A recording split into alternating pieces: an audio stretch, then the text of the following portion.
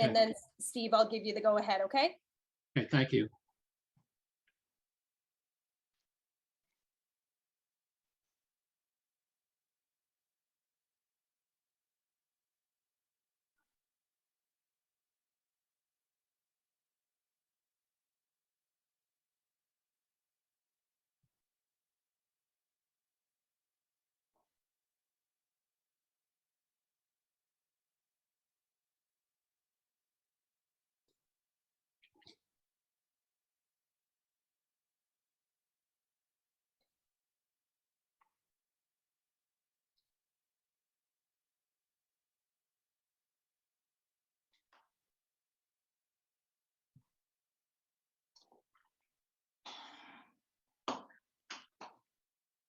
Okay, good to go. Take it away, Steve. Okay, thank you. Welcome everyone to the Easthampton Mayoral Candidate Forum and the At-Large City Council Candidate Forum that will follow this forum at 8 p.m. The forums are sponsored by Easthampton Media, Easthampton Climate Action, and the Easthampton Democratic City Committee. In addition to this webinar, this forum is being live streamed on cable channel 193 on Easthampton Media's YouTube channel and on Facebook. You will also be able to watch a recording of the forum on the Easthampton Media YouTube channel. I'm Stephen Linsky, and I'm joined tonight by fellow Easthampton Democratic City Committee members Paige Delinsky and Evan LeBeau. We want to thank the other co-sponsors who are joining us this evening: Jen Ramsey from Easthampton Media, without whom none of this would be possible. Thank you so much, Jen. And Connie Dawson from Easthampton Climate Action. Connie will now describe tonight's program. Thank you, Steve. In 2020, 74% of Easthampton voters supported a ballot initiative that required Massachusetts to achieve 100% renewable energy use within the next 2 decades. This March, the Commonwealth of Massachusetts adopted aggressive plans to reduce greenhouse gas emissions, passing the Next Generation Climate Bill. And this September, the Easthampton City Council passed a resolution declaring that a climate emergency threatens our city and humanity. It states that a mobilization to meet the challenge is both a moral imperative and an unprecedented opportunity to stabilize the climate, remedy environmental harms, create clean energy jobs, and improve human lives. It calls on the city government to reach net zero emissions, to protect natural habitat and open space, minimize the waste stream, and move away from fossil fuels and the impact of diet and food choices on the climate. We are presenting this forum to inform the public about the candidates' views on a broad range of issues, particularly those affecting the environment. We take no positions in support of or in opposition to any of the candidates. If you are attending this webinar as a webinar, you may ask questions of the candidates through the chat feature. The chat will be monitored throughout the sessions, and a representative sample will be presented at the end of each forum, as time allows. If you're having any technical difficulty, you can also use the chat to ask for help. Our questions were prepared in advance and shared with the candidates ahead of time. We ask candidates to limit their comments to the questions asked and to be respectful of the hosts and of each other. Candidates will have 2 minutes to answer each question. Our timekeeper, Evan LeBeau, will give a 30-second visual warning, and at the 2-minute mark, will inform speakers that their time is up. Speakers will be allowed to complete their thought, but their microphones will be cut off after an additional 15 seconds. Responses to audience questions will be limited to 1 minute. And now, I'm happy to welcome our moderator, Ben Weil, UMass Extension Assistant Professor of Building Energy. Dr. Weil does applied research and teaching in building science and energy systems, is associated with the UMass Clean Energy Center, and leads the UMass Clean Energy Corps. He provides outreach consulting services to municipalities, nonprofits, and institutions, primarily towards transitioning buildings to run on 100% renewable energy. Dr. Weil has published extensively on a wide range of topics related to environmental issues. And now, Ben, it's all yours. Thank you very much, Connie. And welcome candidates. Very pleased to welcome Eric Berzins, Nicole LaChapelle, and Donald Torrey. And first, I want to ask you to make an introductory statement. So this is your opportunity to share with the voters what you would like them to know about you and about your candidacy. And if it's possible, to reflect on your relationship to the issue of climate. And so I would ask Eric Berzins to go first. Thank you, sir. Thank you for having me. I guess the three issues that I'd like to address at my during my candidacy are running a balanced budget. Number two, making sure that the school is working for us. And number three, making sure that the roads are in proper accommodation. If I'm getting a little distracted here, but you know, I'm gonna hold my time until I'm gonna hold my time to the next question. That's fine. There's no requirement that you use the full 2 minutes. Nicole LaChapelle, it's your turn. Good evening, everyone. Thank you, Easthampton Media, the Easthampton Democratic City Committee, as well as Climate Action Now, and Dr. Wheel for putting this together as a joint venture. It's been an absolute privilege to be Easthampton's mayor since 2018 when I was sworn in and then reelected in 2019. I'm asking for your vote on November 2nd to go back to that office and finish all the great work that we've started and also push ahead on vital issues that affect our climate, the effects that we're seeing now. Easthampton remains stable in the face of incredible challenges, an ongoing racial reckoning, and a global pandemic. We did this through smart fiscal planning, laser focused on the folks who live, play, and work here. What did we actually do together? Government, local government in particular, has to be supportive, accessible, and transparent. We launched a new city website, a text notification service, and added government services online. Knowing our local economy sustains us, we partnered with the Greater Easthampton and the Massachusetts LGBT Chambers of Commerce. And together, we launched Blueprint Easthampton to support local small and micro businesses. We're planning together, and we're seeing things come to fruition.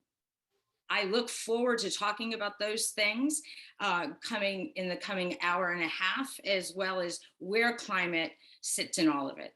Thank you very much. Thank you. And Donald Torrey, your introductory comments. Hi, my name's Donald Torrey. This is my first time on Zoom, so bear with me. I'm running for mayor as a write-in candidate. I would like to thank the Democrat City Committee, Easthampton Climate Action, and Easthampton Media for sponsoring and hosting this event. I'm a lifelong resident of Easthampton. In my youth, I worked on farms. When I was older, I worked in the factories. I was at United Elastic until they closed and moved south. After that, I worked as an assistant manager for WT Grants, and they closed also. And I worked on construction after that. In 1974, I went to work for the school department as a custodian. I actually took a pay cut from unemployment to take the job, but jobs were hard to find back then. 1980, I started Yankee Services, a contract cleaning company, and I've ran that for 40 years until I was forced to retire last year when I was in a fluke car accident and I could no longer work at my profession. I'm hoping to bring some common sense back to the city and some fiscal responsibility. I've seen a lot of things that just aren't common sense, and I'll elaborate on those later on the questions. Thank you.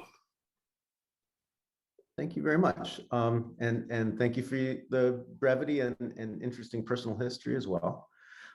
So the first kind of substantive question is about climate is what specific vulnerabilities to climate change do you see facing Easthampton, and what steps will you take to address them? And Nicole LaChapelle, you can take this first. Thank you. The vulnerabilities that I see first and foremost are water and our sewer and wastewater treatment. With more and more rain hitting the city, our sewer and wastewater plants are overwhelmed. Our wastewater plant was last updated in 1967, the year I was born. Addressing those, we need to start looking at creative ways like the municipal vulnerability grant for $2 million that we were just awarded over on Cherry Street that combines a lot of the issues I just spoke on into one grant, and preserving and protecting conservation area with a lot of water and wetlands that goes into Manhan, the Manhan River, and right by our wastewater treatment plant. That's great, succinct question. Since there's some time, I may come back for a follow-up to any one of you. But Donald Torrey, again, what vulnerabilities to climate change do you see for Easthampton, and what steps will you take to address them? Well, the biggest vulnerability is buying things from China. China is a terrible polluter. They have 1,082 coal-fired power plants, and they're adding 43 more to produce enough electricity to produce products for us to buy, including solar panels. Now, I know we're putting solar panels on different buildings with the Honeywell project, and I was just wondering if they were purchased in the United States, because we do sell solar panels in the United States. We'd see counterproductive to buy something from China that's polluting more than anybody else in the world. I think since 1990, they've increased the amount of carbon by 200%. So that's one of the things that I see as an issue. The new school, I would have thought we would have gone with geothermal and solar panels on the top of it. Not that I'm in favor of solar panels on top of roofs, because roofs have to be removed if you're going to replace. I mean, the solar panels have to be removed if you're going to replace the roof. I believe the City Hall and Safety Complex have older roofs, and they're going to have to be removed and replaced. And I don't believe that was in the Honeywell project to pay for that. The Honeywell project is going to have a net loss of $192,000 a year. And even in the report, it said that the solar canopy behind the safety complex was financially not necessary. I think the infrastructure for those panels is more expensive than they're going to produce electricity for. So I wasn't in favor of that. It's too late now. I guess we have to live with it. I was more in favor of, we have 13 acres off of Park Street, and I was more in favor of putting a solar field there than on roofs. And like I said, the new school, why weren't we geothermal? Thank you. Your time is up. Thank you, Evan. So Eric Berzins, again, 2 minutes to specific vulnerabilities to climate change that you see facing Easthampton and steps you would take to address them. Come on. My biggest issue is complacency. I think that as we see throughout our government, both local, state, and federal, just the general disconnect with, let's take it another way. I've got a problem with lobbying, okay? A lot of politicians accept money, and when you accept money, you owe people favors, okay? And unfortunately, I've spoken to Donald, and I've got no problem with how he portrays business. But when I see that Nicole has raised $44,000 and spent $78,000, I tend to question, you know, no one gives money away for free. Unfortunately, it just doesn't happen. So Mr. Persons, could I get you to focus on the question? So at least make this tie directly to the specific vulnerabilities to climate change that the city of Right. Easthampton faces. So there's been a sort of a rough article about me in the most previous Gazette. And actually, you know, when I met Nicole on the bike path, I was bringing concerns about, you know, about the environment to her, and I was also bringing concerns about taxation. And unfortunately, if you look at how government actions actually run, okay, you'll see that there's a very close relationship between the building inspector and the assessor's office. Okay. And so when things aren't going proper, when we've had 5 building inspectors, you have to fully understand, all right, during the past 4 years, we've had a multitude of changes in the assessor's office. Thank you. Your time is up. Thank you. Do I have another 30 seconds to finish my thought? Or is No, that sorry, that was for the 30 seconds. All right, thank you. I'll continue it. Okay, thanks very much. So Answer the question. the next question, and I would like to point out that these are specific questions about climate change and associated issues, and that is the focus of this forum. So I'm hoping we can focus on those issues. So what actions will you take to address the city's economic and racial disparities and physical accessibility issues through your work as mayor? And first going to go to Donald Torrey. Well, that's one of the main reasons that I decided to run for mayor.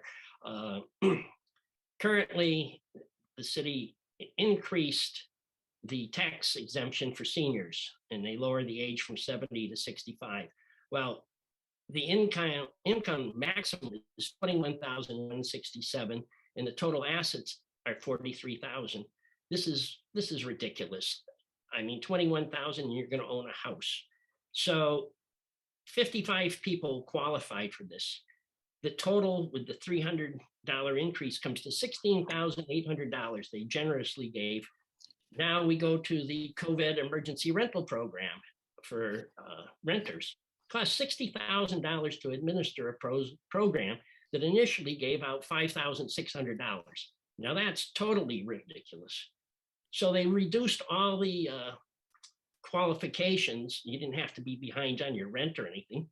And they ended up giving $56,000 at the last time I checked.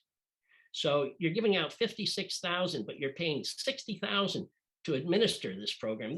That's ridiculous. And I believe Mayor LaChapelle said she wants to continue it. And that to me is, I don't understand that at all. The other thing was on accessibility for the handicapped. I was in a wheelchair for 3 months last year after an accident, and the streets and sidewalks are horrendous. If I was elected, the first thing I'd do is look at areas that the handicapped use and improve the sidewalks, at least where they're at. Thank you. Okay, thank you very much. So the same question to Eric Berzins. What actions will you take to address the city's economic and racial disparities and physical accessibility issues through your work as mayor? And you're still muted. All right. First of all, I'm going to make sure that everyone is taxed appropriately. You have to understand that there is a certain amount of cronyism in Easthampton. Whether you like it or not, all right, let's take a step back. The average person is not going to not retaliate, but ask questions about why their tax bill is increased. Okay, but you have to understand that but even before, I'm not blaming Nicole. Okay, but before she even came into power, okay, there have been certain issues that haven't been addressed that when I brought to her, okay, still haven't been addressed. And you have to understand that So, in the Mr. end, Burns, the average person focus on the is- question. The no, question I'm is- focusing on it. You have to understand that this debate is not only on this debate. This debate is, I have undergone a huge amount of scrutiny on political media, to the point where, like, I've almost said, you know what, why even bother with it? Because things get out of hand. And you have to understand there is a disconnect between the assessor's office, the building inspector, okay, and that is causing our taxpayer a tremendous amount of money. Okay, we've had 5 building inspectors in the past 4 months. We've had changes in the assessor's office. Okay, there is disconnect. There is more concern about how we're going to spend the money than how we're going to collect the money. Okay. And I apologize that I don't have all the answers on how we're going to spend the money. Okay. But I know, truthfully, between my 30,000 documents in Easthampton on, that there are problems on collecting the money. Okay. And Thank you. Your that's time is the up. reason why I'm here. Thank you. Thank you. All right. Nicola Chappelle, I'm going to bring the same question to you, but your name was brought up a number of times, so I want to open it up to you to also address anything that was brought up, if you want to. But again, the question was actions you would take to address the city's economic and racial disparities and physical accessibility issues. Yes, I appreciate the organizations that put this forum together. It's not a debate, and the time that went into the questions. So I'm going to answer the questions that was given and follow the structure of this forum as I expected it to be. Looking at the city's economic, racial disparities and the physical accessibility issues are very complicated and intertwined. We're a city that has a long history of deferred maintenance, and we've started to make those improvements. Before I even took office, you see them on Cottage Street. Mutters Field is ADA accessible park, the rail trail.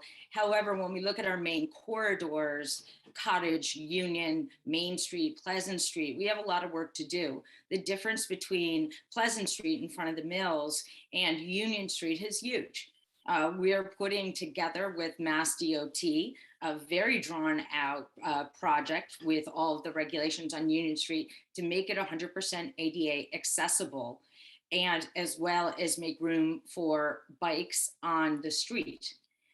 Very exciting project, but one of many streets we really need to take a look at. I'm really excited about the Commission on Disability has offered to take a look at our website, as well as work through our housing needs and production plan to make concrete suggestions that are based on what Easthampton residents want to see and they need. Thank you very much. So the next question, we'll go to Eric Berzins first. So Eric, I'm gonna read the question with care. How will you balance net zero energy goals with the city's other budget priorities and how you pay for them?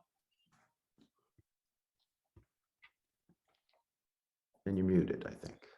Oh, there you go. All right, I'm unmuted.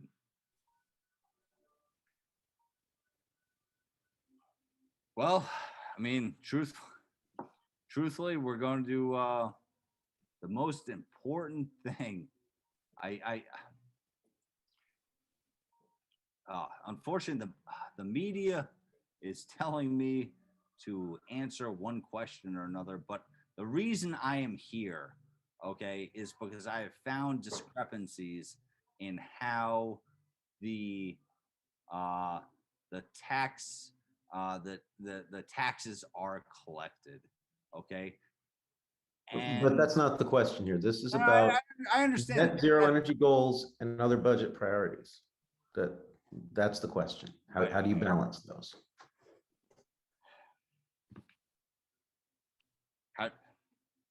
But I mean, you have to understand, but I've been slandered on the internet. Like there's a whole population. But this is not the forum. This is not the forum in which we're discussing that. This is about climate. But this is one opportunity for me to discuss this, and I find it tough because like you have to understand, the last time the media contacted me, they were like, "Are you harassing Nicole LaChapelle?" To be clear, we're not the media. This is a bunch of No, but citizen organizations. It is the media, and it is. I mean, like, because you have to understand. All right, the guy asked me, like, all right, I think I'm going to go on to again with this question. That's what our organization is asking to Donald Torrey, and understand how you would balance net zero energy goals of the city with the other budget priorities. Is this question 3 that I received, or? This is question 4. How will you balance net zero energy goals with the city's other budget priorities, and how will you pay for them? Okay, number 1, I'm a big fan of geothermal. I've got mini splits at my house, which ended up, I don't burn any oil. I went 4 years without burning a drop of oil because I was using mini splits. I think they're excellent. I think the city should be looking more at geothermal. Of course, our new school, they didn't go with it. It's a shame that when we had the opportunity, we did not do that. We also didn't do the solar on top. It seems like it's a little late to start these projects now that the building is all done. So to achieve net zero, I would be more in favor of having geothermal. I looked at it at my house, and it's 5 to 8 year payback versus just putting another gas furnace or oil furnace in, which will never pay back. There's a break-even point with geothermal. Another option, I know everybody hates this, is nuclear. Not in Easthampton, maybe, but nuclear power is great for France. So I don't know if you laugh at France when I make statements like that, but I'm not opposed to that.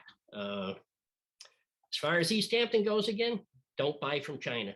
That's our first step. We can cut pollution just by not buying from China and buying solar cells made in the United States. Thank you. Okay, fair enough. And finally, Nicole LaChapelle, again, balancing net zero energy goals with the city's other budget priorities, and how do you pay for them? I think there are net zero strategies that can be embedded in each department. One would be the police department, where we've started purchasing only hybrid vehicles, and we've put in a grant to switch to all electric vehicles. What you see in Easthampton in the City Hall, upgrading HVAC systems and filters that haven't been touched for years and years, and making a mix with improving the quality of air with adding some solar to balance out that cost. We're always looking for new ways to put that in net zero strategies into how we handle our water and our wastewater, looking at minimizing the number of pump stations. We'll have to, as a city, go maybe a little slower than cities around us because we have the deferred maintenance to deal with. And there simply is not enough money in Easthampton's budget to go 100% net zero, or even 20%. Also looking at some new treatments on roads that are more friendly to the environment with more efficient equipment to do that are just some examples. I'd like to actually take a few seconds, maybe 30 seconds each, to come back on this, because Donald Torrey's response was largely about HVAC systems, and he's talking about geothermal being one heat source, but it's basically electrification. And you've got a whole, fleet of municipal buildings that are primarily heated by combusting some fossil fuel. And so to go net zero, obviously you have to start by not combusting a fossil fuel. So are there some of the suggestions Donald Torrey brought up that you think might fit in with this deferred maintenance, for instance, rather than repair an existing fossil fuel infrastructure, pay a little bit more to move off of fossil fuel entirely? So first to Nicole LaChapelle, and then if Donald Torrey wants to respond. So we looked at geothermal for the new school, and between the Massachusetts School Building Association, the School Building Committee, it was determined not to be the best fit for the new school, but it certainly was looked at. We've been looking at geothermal also down at our wastewater treatment plant. A little concerned there with just the quality of that site and then adding geothermal to it. There are some concerns looking at mini splits. One, most of them are made in China. Also, it looks like their long-term lifespan is 7 to 8 years, and then they require significant upgrade and repair. So we're taking a prudent approach to what we're going to invest in and what parts can we, of our HVAC system, can we improve as we look for the best system to then switch over from the combustibles we use now. Thank you. Okay. And I just want to give Donald Torrey 30 seconds to respond to that if he felt like it. Yes, I do. I'm a big fan of mini splits. I don't know if the ones I have are made in China. I think they're made in Japan, which is an ally of ours, not an enemy. So if mini splits could be put in at the wastewater treatment, I'd be all in favor of that. Granted, it's only 7 to 8 years. I understand mine are good for 10 to 12, but that's what the contractor told me. But I am looking at put geothermal in. Now it's going to cost me quite a bit of money, but the federal government is given 26% tax reduction if I go with geothermal, and then it's going to drop 23%. But I'm a big fan of it. It's probably going to cost me $40,000 to put my house into this because I have to do a whole new system. I've got steam radiators and an oil system, but it's an option. And one thing I'd like to add with the green building that we do, after these people pay extra money for 2x8 or 2x6 walls, the assessor goes out and charges them 5 to 10% more on their valuation because they have a sturdy building. I don't think that's proper. That's time, but thank you very much. Okay, next question. What steps can the city take to support our residents in shifting their energy dependence to renewable resources? So this goes directly to that independent discussion we were just having. Do you support establishing a public utility for the provision of electric power, either through generation or aggregation of energy resources, in addition to providing broadband services for Easthampton residents? And Donald Torrey gets this question first. I kind of missed the question I was looking because I'll re-ask it. So the first part is what are steps that you think the city can take to support residents in shifting towards renewable resources, such as the heating systems you've discussed? And do you support establishing a public utility for electric power, such as HG&E, Holyoke has, for example, either through direct generation or aggregation of energy resources, in addition to the broadband services for Easthampton residents? Okay, well, this will go back to the green building that the city's mandating, and people are building houses and it's costing a lot more money to go with 2x6 or 2x8 walls. I don't know which one they're going with. And then they get assessed at a higher price. It's 5 to 10% more according to the assessor because they evaluate the buildings as better quality. I don't think that's right. I think they should be valued as the same as a 2x4 constructed building because they didn't do it on their own. They were obligated because of our green building codes. And I think that should change. That's it for now. Okay. Nicole LaChapelle, again, a bunch of things packed into this question, but I think the big part is about a public utility and how you value that. Sure. The residents of Easthampton have already spoken on this subject with a non-binding ballot question on a municipal light plan that focused immediately on broadband. The city council then took 2 votes in 2 different fiscal years to have us go forward. Our municipal light plan organization documents are 90% complete, and we will have a provision in that agreement to also provide energy sources, giving the option to Easthampton for generation or aggregation. The Energy Advisory Committee, the chair, Jamie Paquette, has already started to talk about aggregation as well. We'll be looking to, we started the accessibility and feasibility study around broadband. That's first and foremost, and then we'll go forward and looking at other utilities. Great, thank you very much. And last, Eric Berzins, same question about helping residents shift towards energy independence onto renewable resources and establishing a public utility for electric power.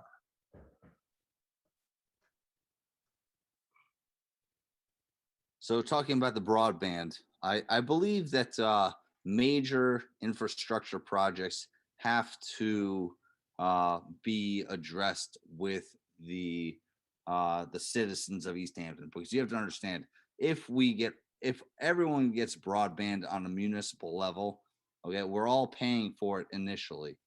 Okay, so all I'm saying is, let's bring it to a vote.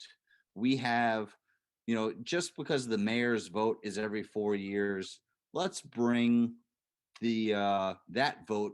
Let's come up with a solid plan, okay, and then bring it to the taxpayer. They can decide on it. It's not necessarily like, who am I to say that you should be forced to use charter or the municipal broadband? Okay, I really do believe that the people should have a say in what's going on. I do find it a little disingenuous when the mayor disrespects various government organizations on their recommendations. For example, on the Honeywell project, like, they said that you could find cheaper and better alternatives. Why are we trusting a business to provide the best solution? It just seems a little. Businesses are in their they're looking to profit, and I do believe that, I don't know, this forum's a little rough, because I'd love to speak to you guys in person, but I guess We're here now. But your time is just about up on that question. I do want to give Mayor LaChapelle a chance to respond. I think because some of what you said, she'd actually addressed in her question about how the citizens having been asked, but she's the expert on that particular thing. Fair enough. Yeah, the residents and voters of Easthampton actually took a vote on having a municipal light plan specifically around broadband, and they passed it overwhelmingly. And then the city council took an affirming vote of that voters vote, and then did so again in a subsequent fiscal year. That gave me direction as the executive of the city to pursue the directive of residents as well as the city council. Perfect. Thank you very much. So we're now to the last question that was a pre-prepared question, and then we'll go to audience questions. So the next generation climate bill requires a municipal opt-in stretch energy code with a net zero buildings provision. Do you think Easthampton should opt into new stretch codes when they are developed? Do you otherwise support a net zero energy use target for new municipal buildings? And Nicole LaChapelle, you get the first crack at this. Sure. I think that the opt-in stretch code, energy stretch code, is the way to go.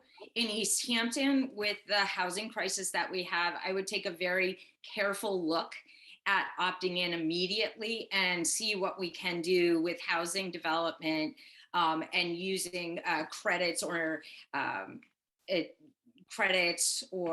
incentives to work with the developer to do that.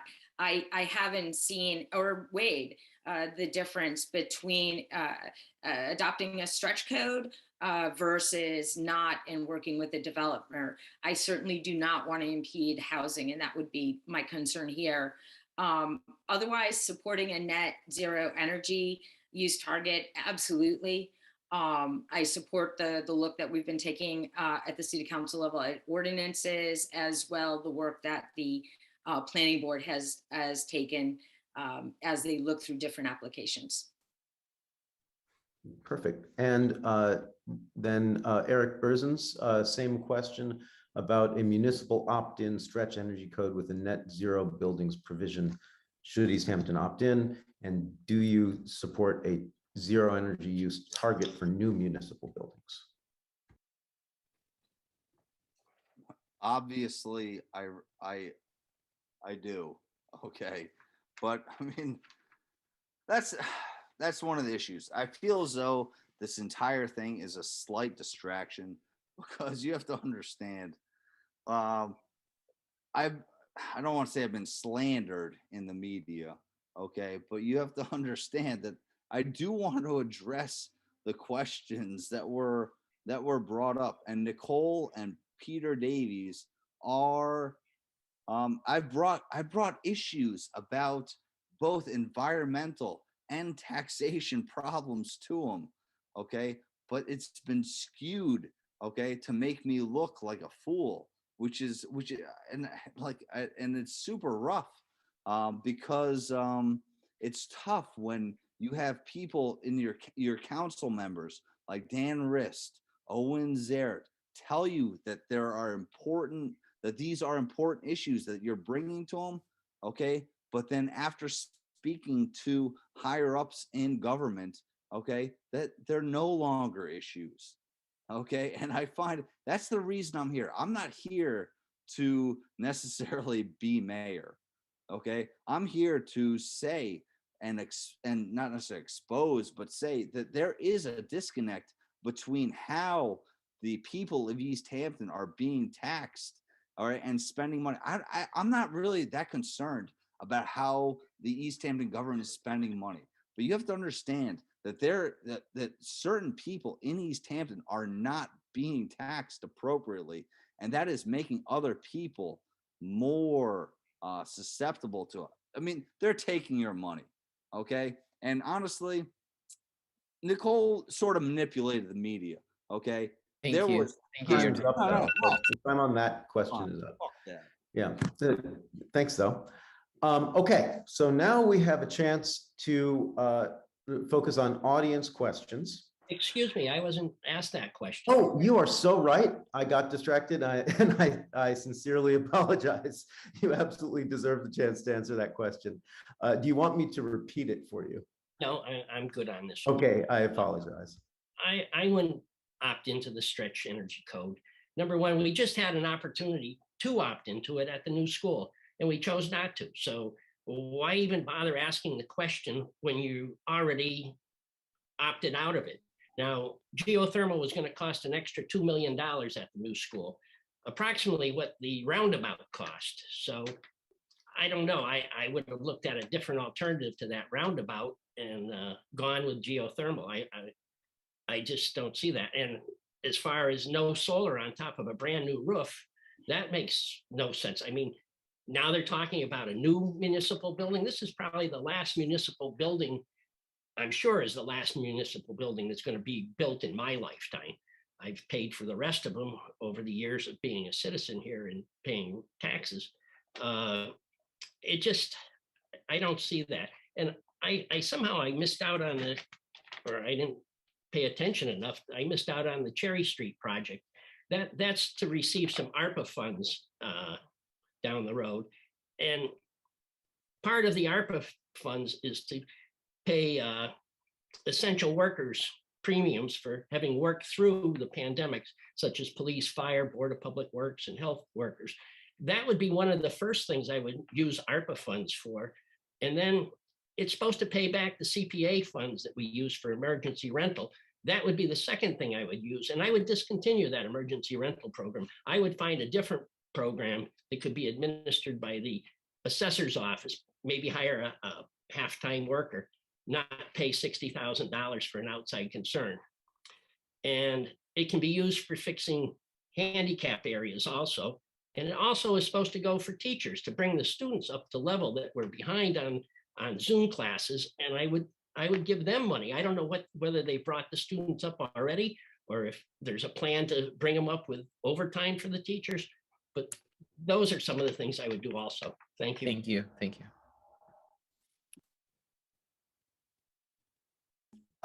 So this time I think I am right that we have time for audience questions. And so I think that each participant can choose to answer a question or not. So you're not obligated to answer every single question. If it interests you, if you have something to contribute, feel free to either raise your hand and then I'll call on you to do it. So the first question is, what resources do you use to determine your energy and climate related positions? So where do you get your information? So Donald Torrey.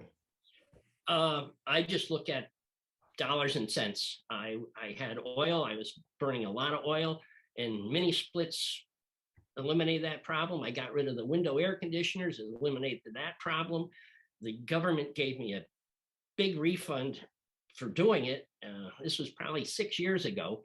I've had them cleaned once, and now I'm on an annual cleaning of these devices, which is $150 each, but it's going to extend the life of them. And I just think everybody has to make their own decisions, especially when it comes to their finances. And it made sense for me. And I'm way ahead of the game. And like I say, I'm looking at geothermal. All I can say for the other residents is they should look at that too. Thank you. That's great. Thank you. Does anyone else want to discuss? Nicole, yes. Yeah, I mean, to inform choices, looking at the Department of Energy resources on the state level, also research universities, UMass, Amherst has some really great resources around that, taking a look at energy tools and also payment of net zero options from what Germany has been doing, as well as other countries, taking a good look at and trying to follow blogs that are up on the US Gov site, but also at those research universities. There's the Mayor's Association on a national and a state level that looks on those issues all the time and gives some good advice, but also weighs out the cost benefit, where the marginal cost meets the marginal revenue for where your city and budget is. Thank you. Eric Brisens, do you want to answer the question about what resources you use to determine your energy and climate related positions? Well, I can say as a small business owner, we've taken various steps in order to improve our energy efficiency. First of all, we've installed solar. We've installed special tanks in order to control the amount of wastewater we flush down the drain. We recycle our grain. But I want to take a step back. Rather than having the municipality spend a whole bunch of money, I think that we should give incentives to the individual homeowner, for example, for solar, rather than having having money controlled by the government. Let's give a rebate to the individual homeowner so that they can maintain and collect on the savings, rather than having the municipality do the job. Because I mean, historically, That is the current, that's the current approach with rebates, both from state and federal governments for those kinds of things. City doesn't usually do that. I think we should encourage it further. No. Sure. All right. Well, could we hear your stance, or is that not Well, available? I'm not running for a political office. I'm not sure anyone But you have wants to to hear my understand. You have stance. to understand that a political office is not necessarily just based on your opinion. You may not. I, as an individual, if I were mayor, I do not know everything. So I need to talk to my constituents, and I need to talk to the board, the various members of various boards in order to answer these questions. So I very much do respect, but you have to acknowledge I don't know everything. Okay, Sure. I'm not here because I know everything. I just know that there is a disconnect between the assessors, the building inspector, and the way that people are taxed. So Thank you have to you. understand that, like, Time Your is time up is on up. this Thank you. particular question. Yeah, thank you, Evan. We have the next audience question. This is a big, broad question. What do you see as the biggest issues facing Easthampton and the region right now? It's a very, very large question. Nicole, first. Yeah, I would say we need to, Easthampton, but also the region is climate change, and specifically drinking water. It's not a sexy issue, but we've got some very serious issues going on with the aquifers in the area, not just the Barnes aquifer. And it's where most of what Western Massachusetts and certainly Easthampton gets their water from the aquifer and those wells that are tapped. If we don't protect that supply, the medical issues and also just quality of life in the region suffers greatly. It's not a renewable resource. There's a limited amount of it, and we don't spend enough time and attention taking care of it and getting ready for what happens when we just have less water.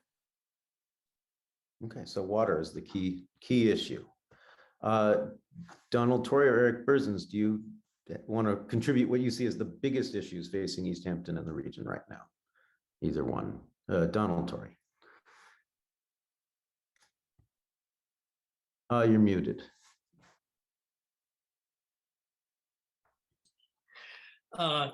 Several years ago, we put a new water plant in, and we went with chlorination instead of aeration. Just went with aeration, which shoots the water up into a tower and dissipates the bad elements in the water. Apparently, you don't need to chlorinate it.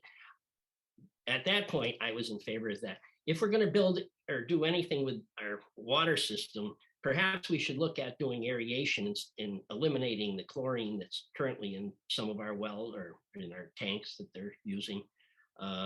Water is a big issue, and I think that's one of the steps that we should be looking at if we're going to do anything with our water supply. Thank you.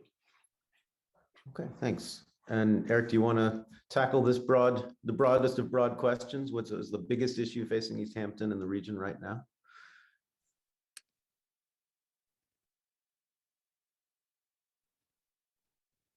I think you're muted.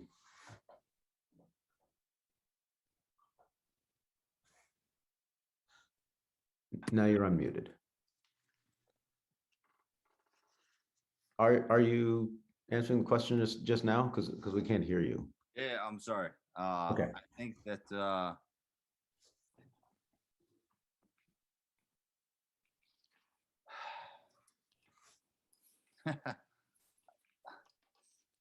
my experience during this political campaign has been awfully rough, and I gotta say that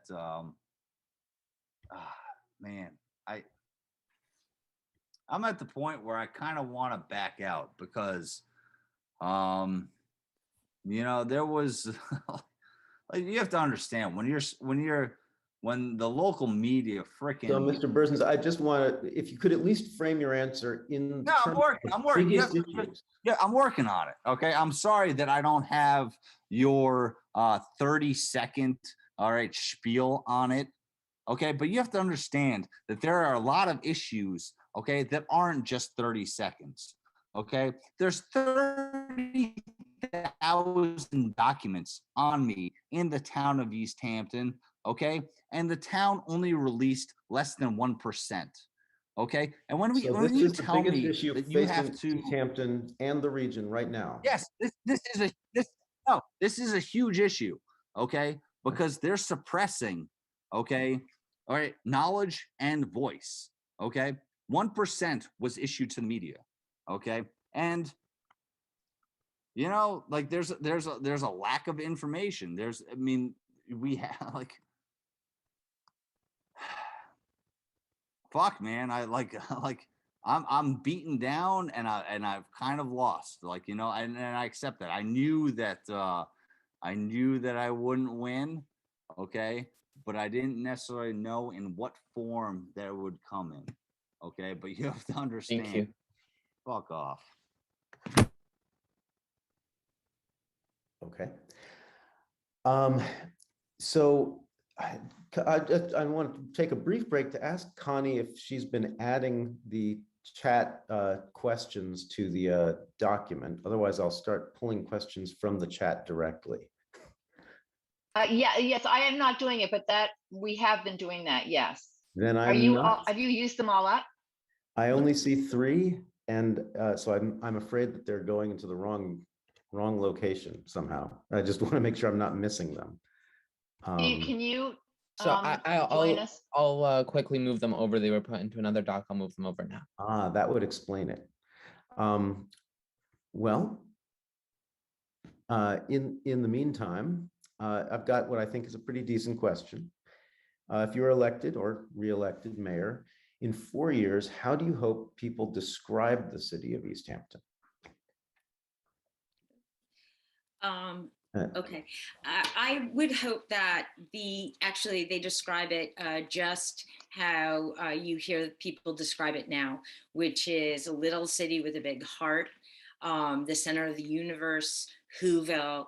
I think that represents the resiliency that is found in Easthampton's history, but also the vigilance around that resiliency as we go forward and look to keep our city a place where there's a place for everyone. We need to change the definition, what is everyone, and how we can be more inclusionary. And I've taken some steps around that with economic development policies, as well as how government operates within City Hall. But I would say big, little city, big heart, and Okay. making that better. Donald Torrey? Well, after 4 years, I hope they'll say Easthampton is affordable again. If I'm elected mayor, I'm going to run a very tight budget. I'm going to take care of the public employees because they need to be taken care of. And I'm not going to spend money foolishly. I'm not going to have programs that cost $60,000 to administer and only give out $56,000. That's just not fiscally sound.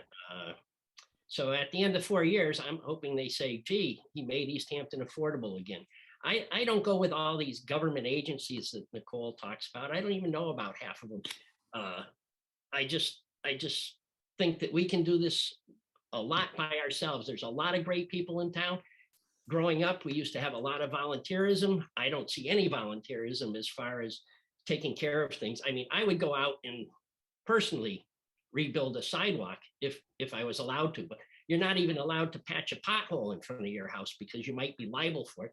These are things that have to change. I mean, I go by a pothole every day and I could easily get a bag of coal patch and throw it out there in front of my house and fix it, but I'd be liable if something happened. But the city's not liable when I smash into it and my front end's out of whack. So I just think that at 4 years, it's going to be affordable again. Thank you. Okay. So I've got an audience question directly for Mr. Torrey.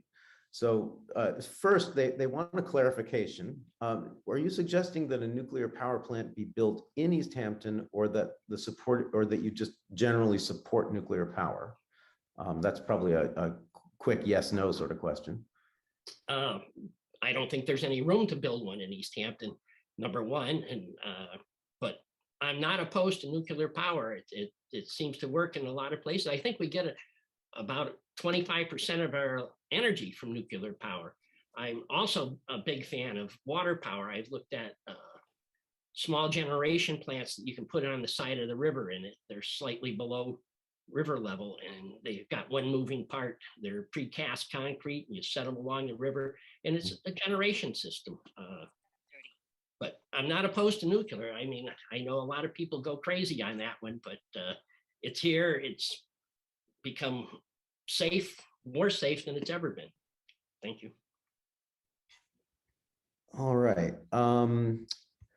Let's see. I have another.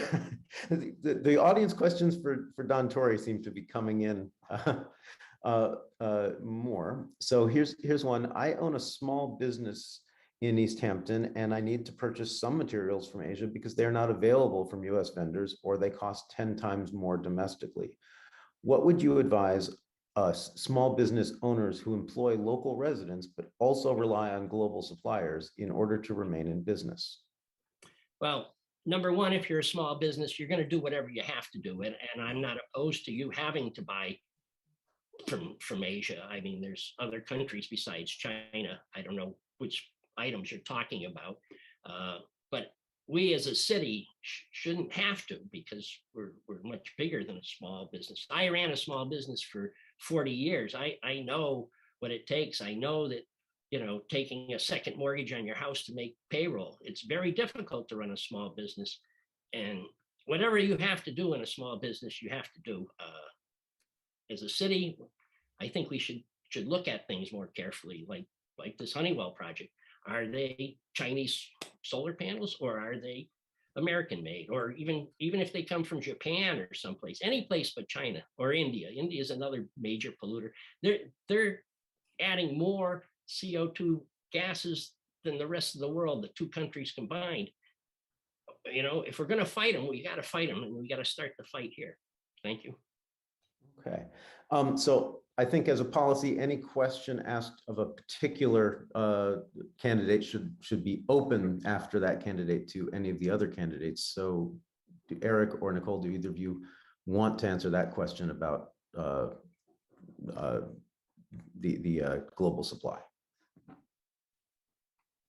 I mean, I'll chime in here. Mhm. It's a global economy. To say you're buying something that's made in America, I would check carefully. Ford cars have parts from all over the world. I think what it really comes down to is we need to make sure our small and micro businesses have what they need as far as resources at the most accessible cost for them. If we start losing small businesses, then we're going to lose that resiliency that I just spoke about. Eric, do you want to take that question? And if not, I have a specific question for you from the audience. I'll take the specific question. Okay, so the question was, have you read the Municipal Broadband Committee report, which recommended funding municipal fiber via revenue bonds? And do you think that would be a fair method for taxpayers?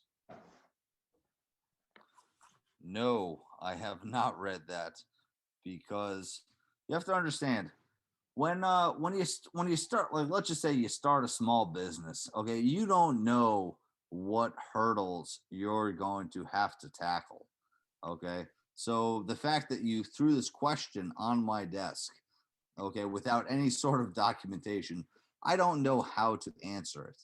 Okay, and many people online, there's a huge group of people that say that I'm unqualified for this, but you have to understand that nowhere in my DNA does it say I have the qualifications to be a brewer or run a brewery. So you got to take it as you go.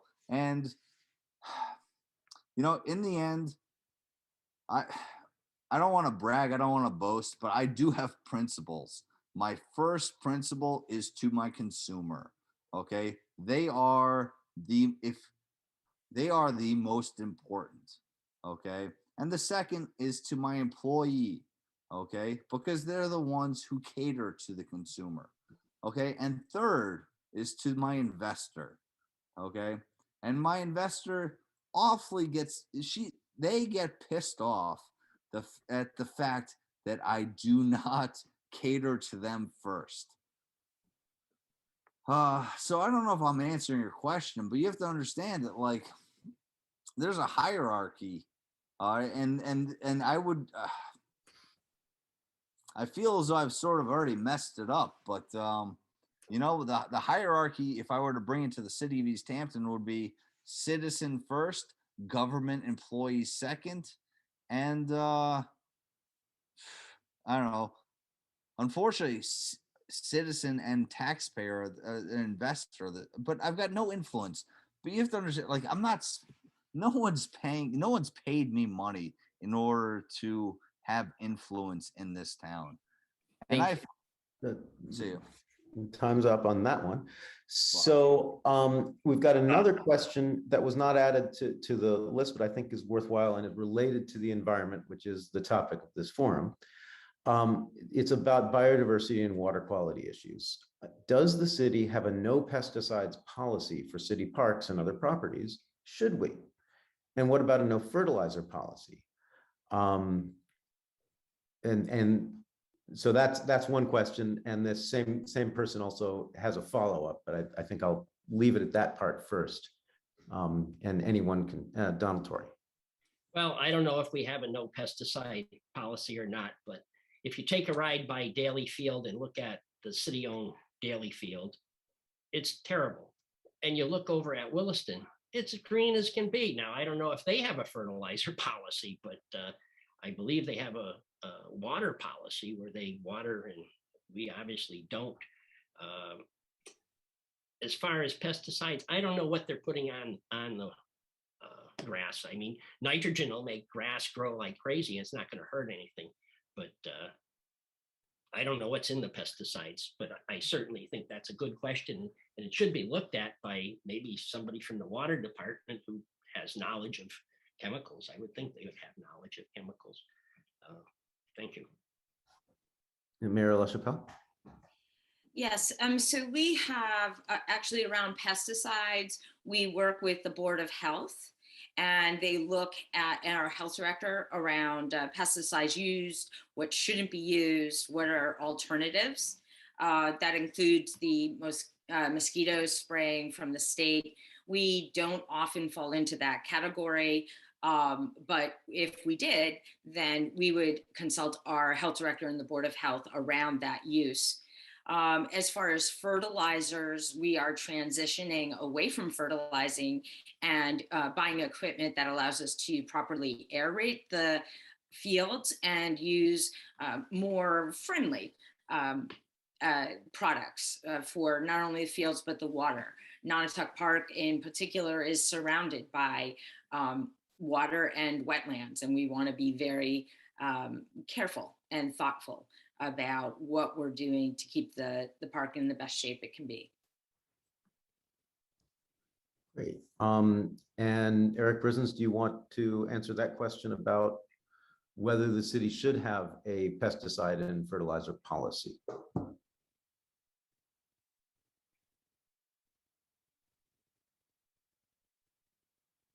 But you're muted, I think. You're still muted. Sorry. I apologize. I thought that there was a 10-minute interval. I went downstairs to take a piss. But I do not have any opinion on fertilizer. All I know is that certain properties have not undergone proper building permits. And I do believe that that's a more important issue than fertilizer. So I respectfully, I take my time. You can take my time. Sure, that's fine. So there's actually a follow-up from this same audience member.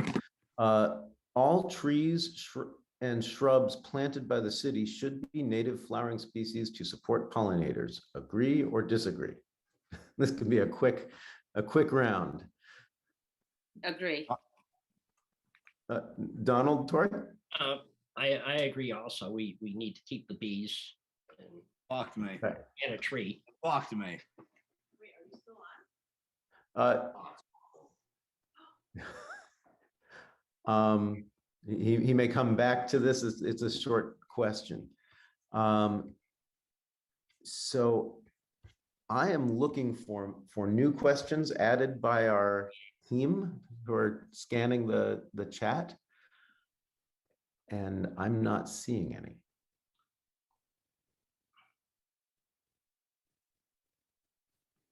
I have some questions that are far afield from climate, and I can ask those if people want that, but we are also close to time.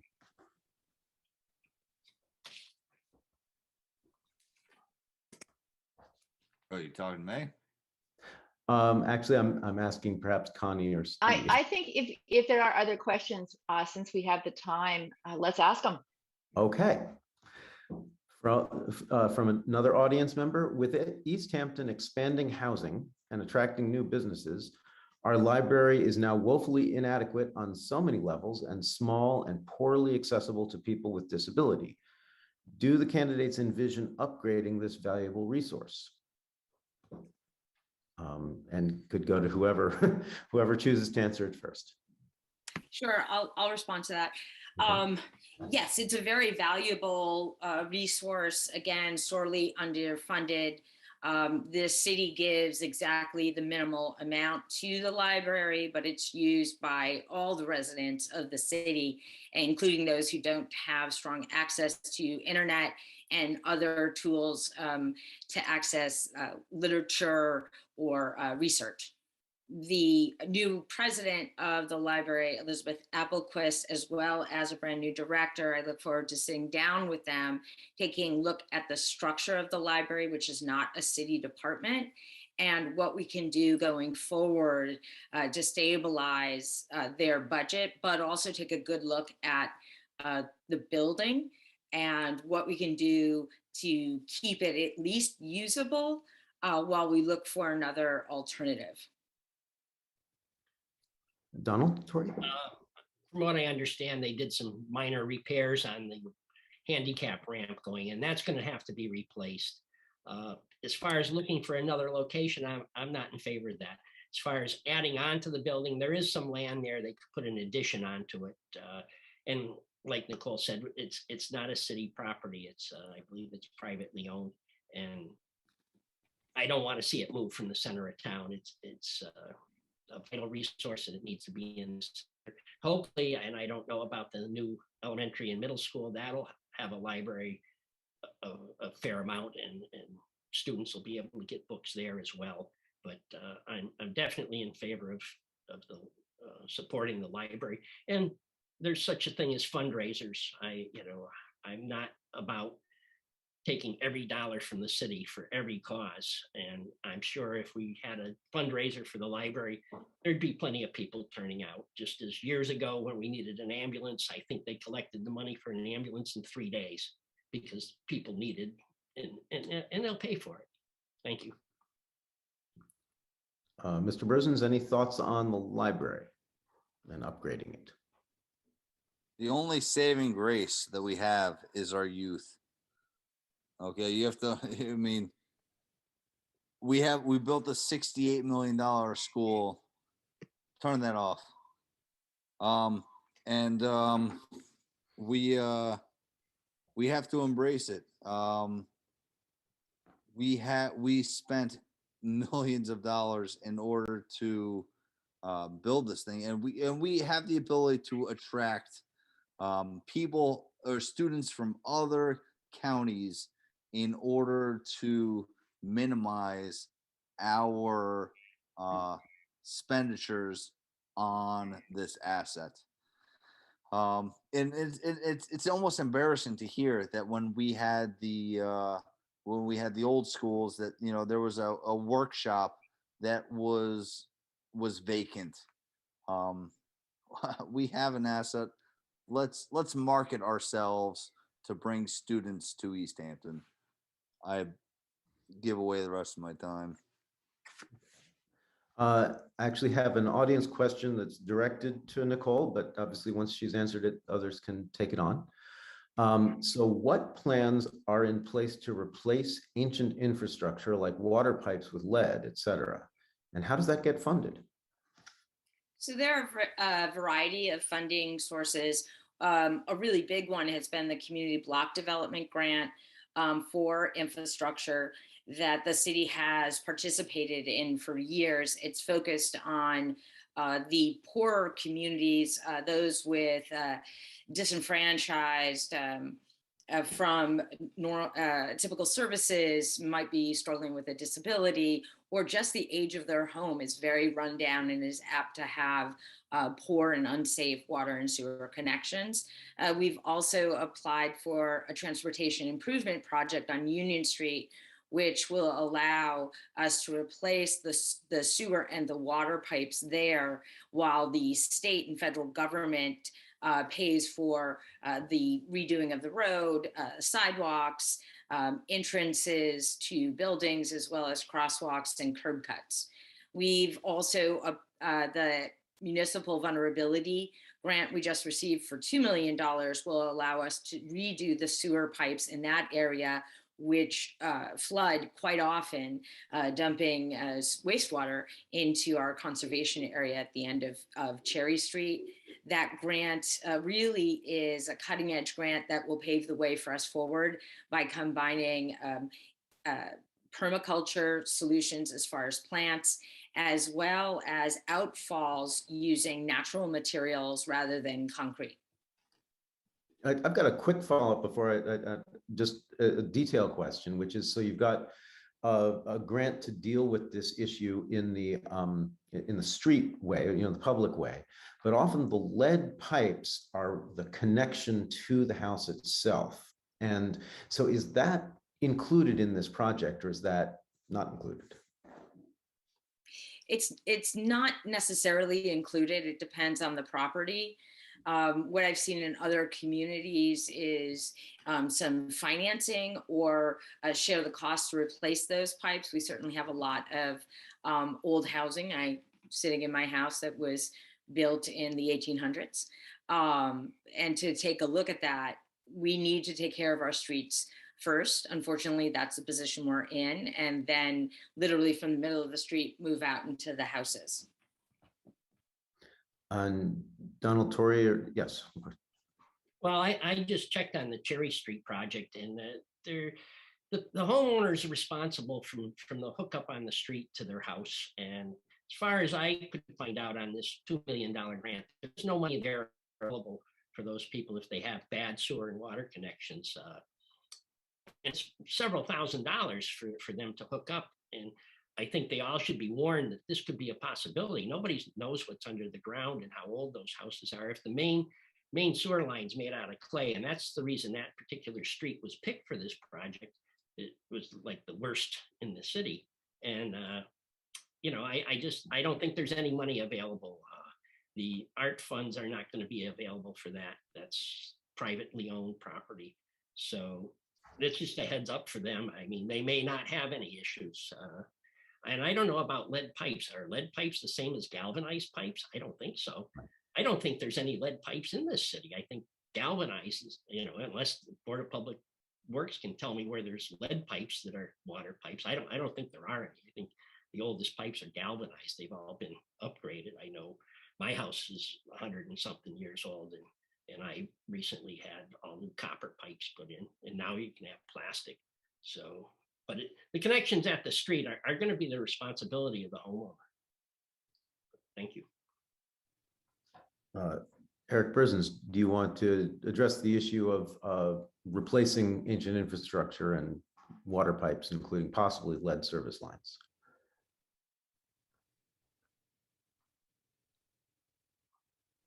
You're still muted.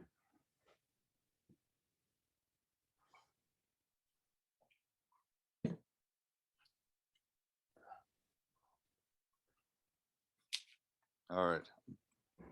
Back in action. I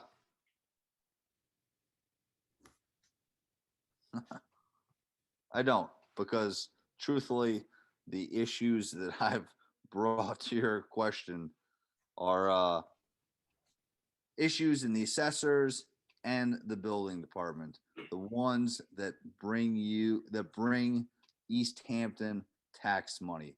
I don't know necessarily how to spend it when you ask me questions on the fly in 30 seconds. All I know is that there are issues on how we collect money. Okay. And like, honestly, I kind of feel like this debate has been sort of unfair.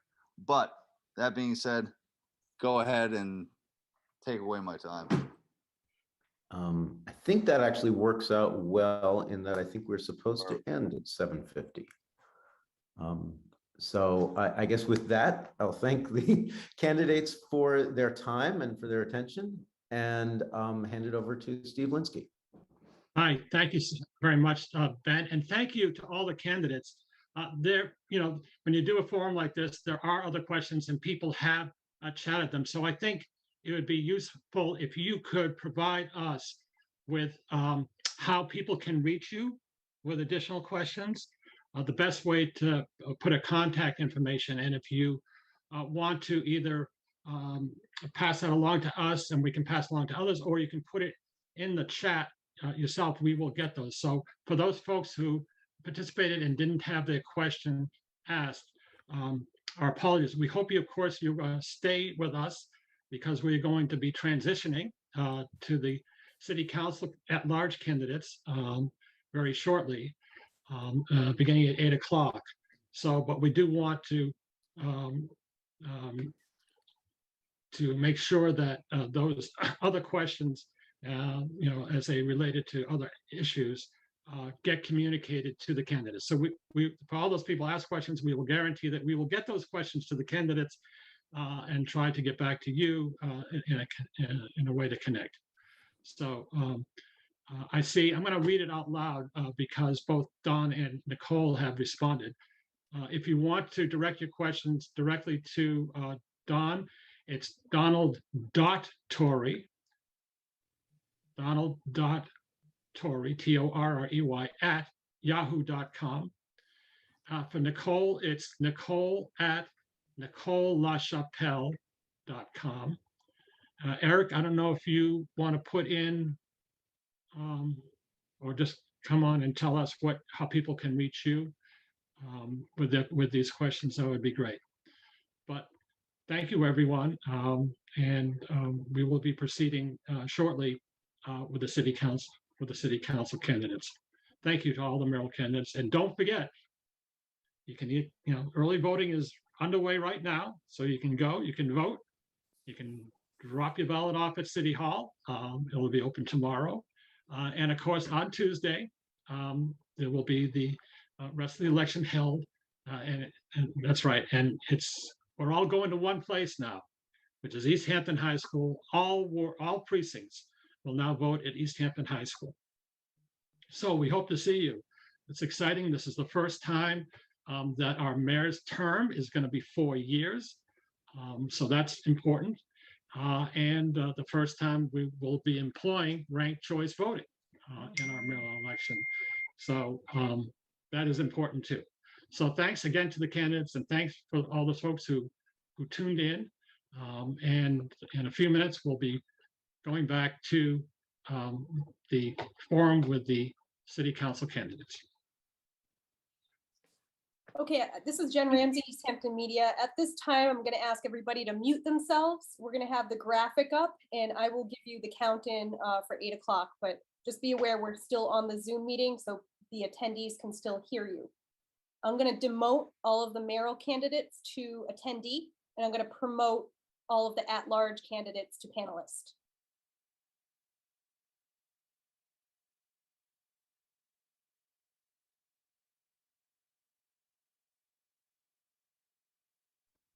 And can I just remind whoever is picking audience questions from the chat that we're working from the Google Doc called At-Large City Council Intro. And that way, hopefully I'll see them as you add them. I'd also like to say, Ben, I think you're doing an extraordinary job. Thank you very much. Thanks for having me. Yeah, thank you, Ben. I don't know exactly why things haven't been translated from the docs to you. I think you're using two separate documents. He's not So- using the same document you're using. Okay, so, but I think, Ben, you're doing a good job. I mean, you're seeing the stuff that's coming in directly on the chat. So, you did a good job to use discretion. Obviously, we're going to focus on all the climate-related ones first, Mhm. and the ones that might follow from there that have perhaps a little less relationship.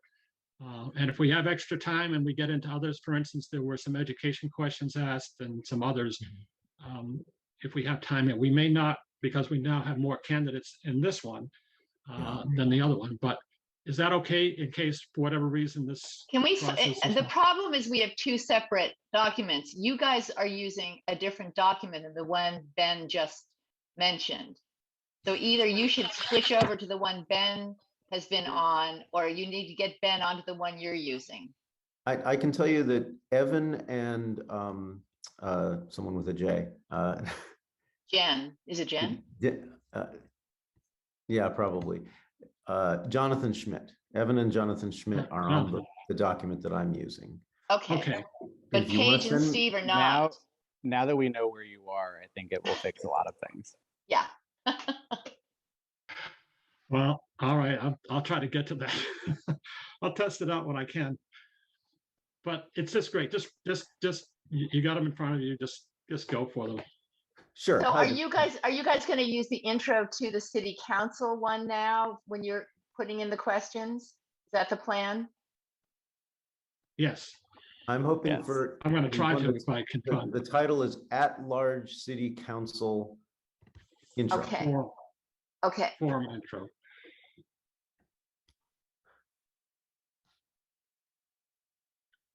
And we should probably wrap up the conversation to not overwhelm people out there. Okay. Yes. So we have. Yes, I 4 just wanted to solve that. Yep, so we have 4 minutes until the next forum. I'm going to hit record and let all of the at-large candidates come back in, so you'll hear that happen.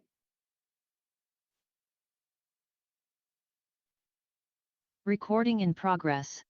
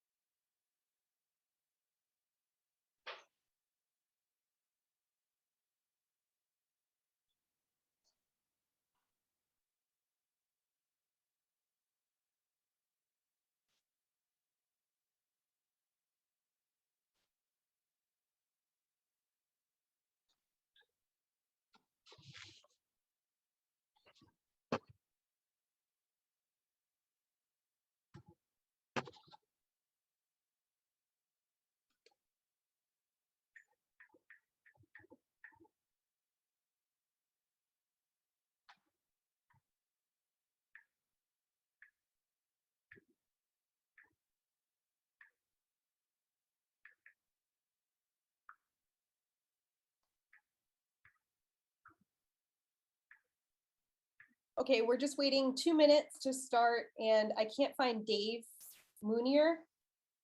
He hasn't checked in. Maybe he's not going to come. Okay, I did send him an email with a direct login, so hopefully he joins. And if anyone else who's a co-host wants to look through the attendee list and help me Oh, look for him, but I don't see him there.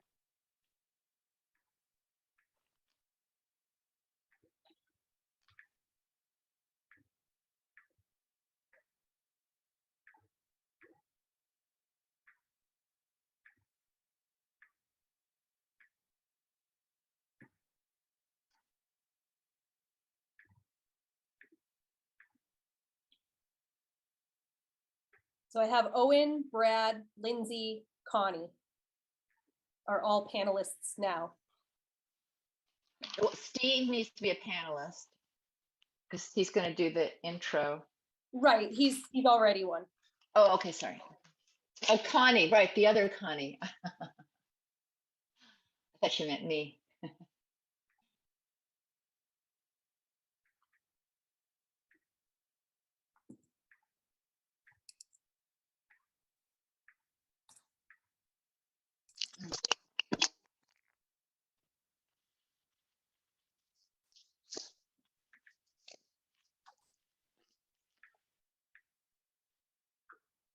Okay, I'll keep an eye out for Dave. If he joins, I'll make sure that he's a panelist. But other than Great. that, take it away whenever you wish.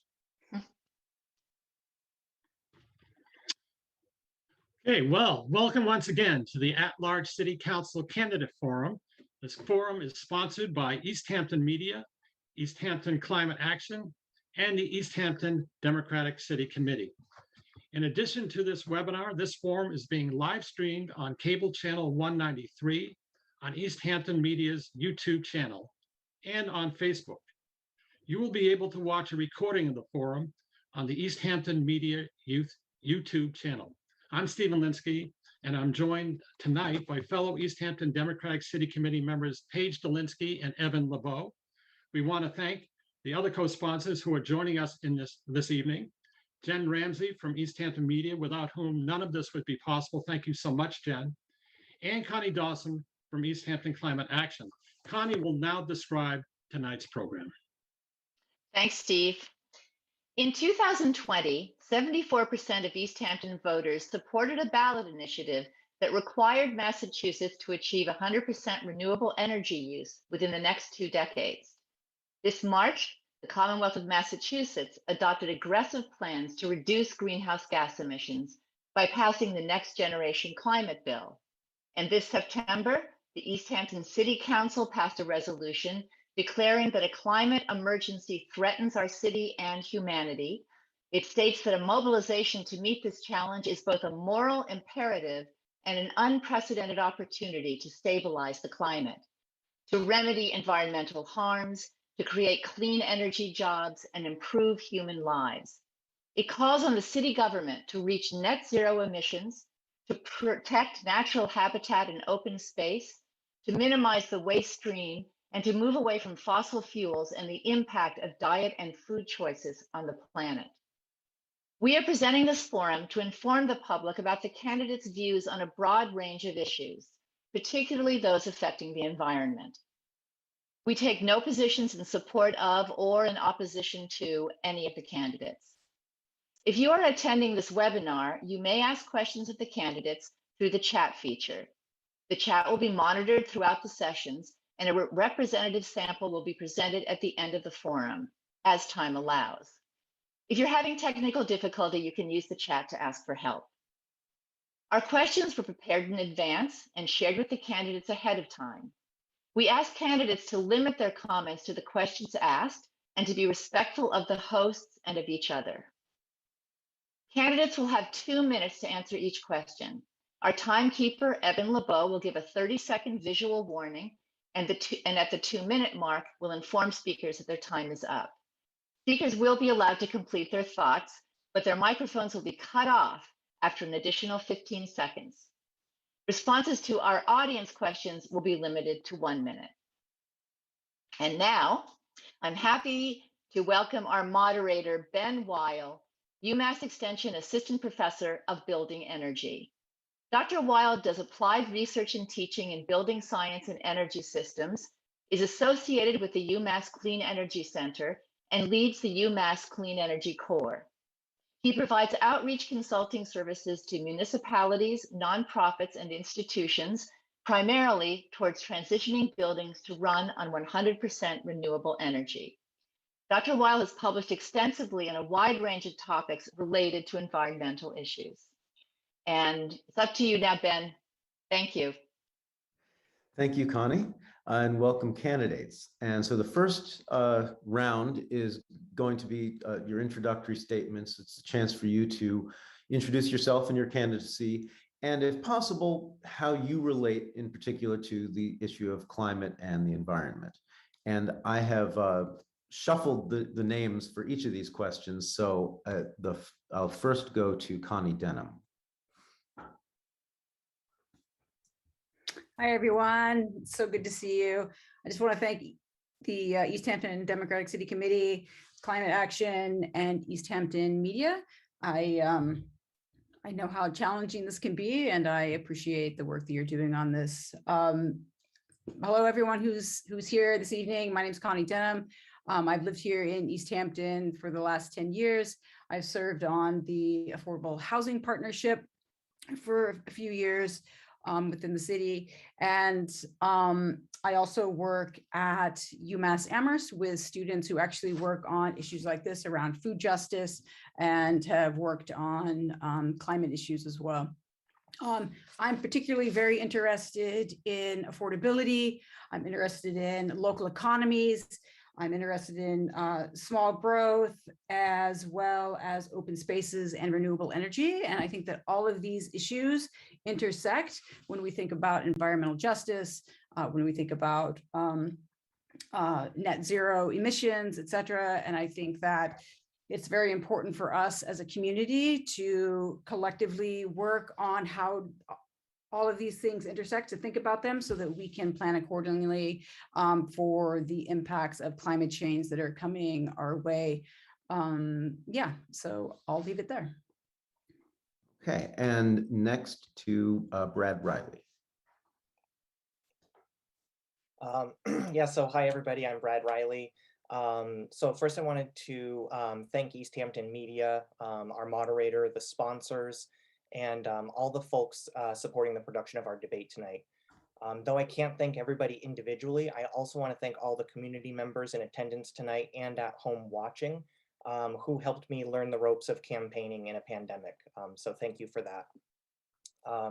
So I've been a resident of Easthampton for about a decade now. I live here with my husband. I have 2 adult daughters who are both in college right now.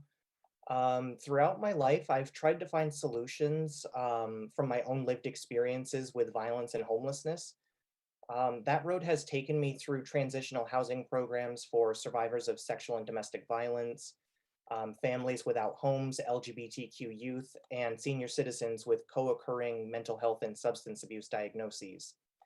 I have a master's in education, and I'm completing my master's in policy and public administration. For the first 6 years or so that I've lived in Easthampton, I worked in insurance for homeowner survivors of natural disasters. And for the last 2 years, I've served the city of Easthampton on the Affordable and Fair Housing Partnership. And I'm also currently serving on the School Reuse Committee as well. As a general platform, I'm focused on housing affordability, poverty alleviation, and reimagining a new public infrastructure that's both sustainable and affordable. I'm so incredibly grateful to be here tonight with you all. Thank you. Thank you. And next, Lindsay Rothschild. Hello, my name is Lindsay Rothschild. Thank you again, like everyone else, Easthampton Media, Climate Action Now, Democratic Committee, Ben, for your great moderation of the first debate.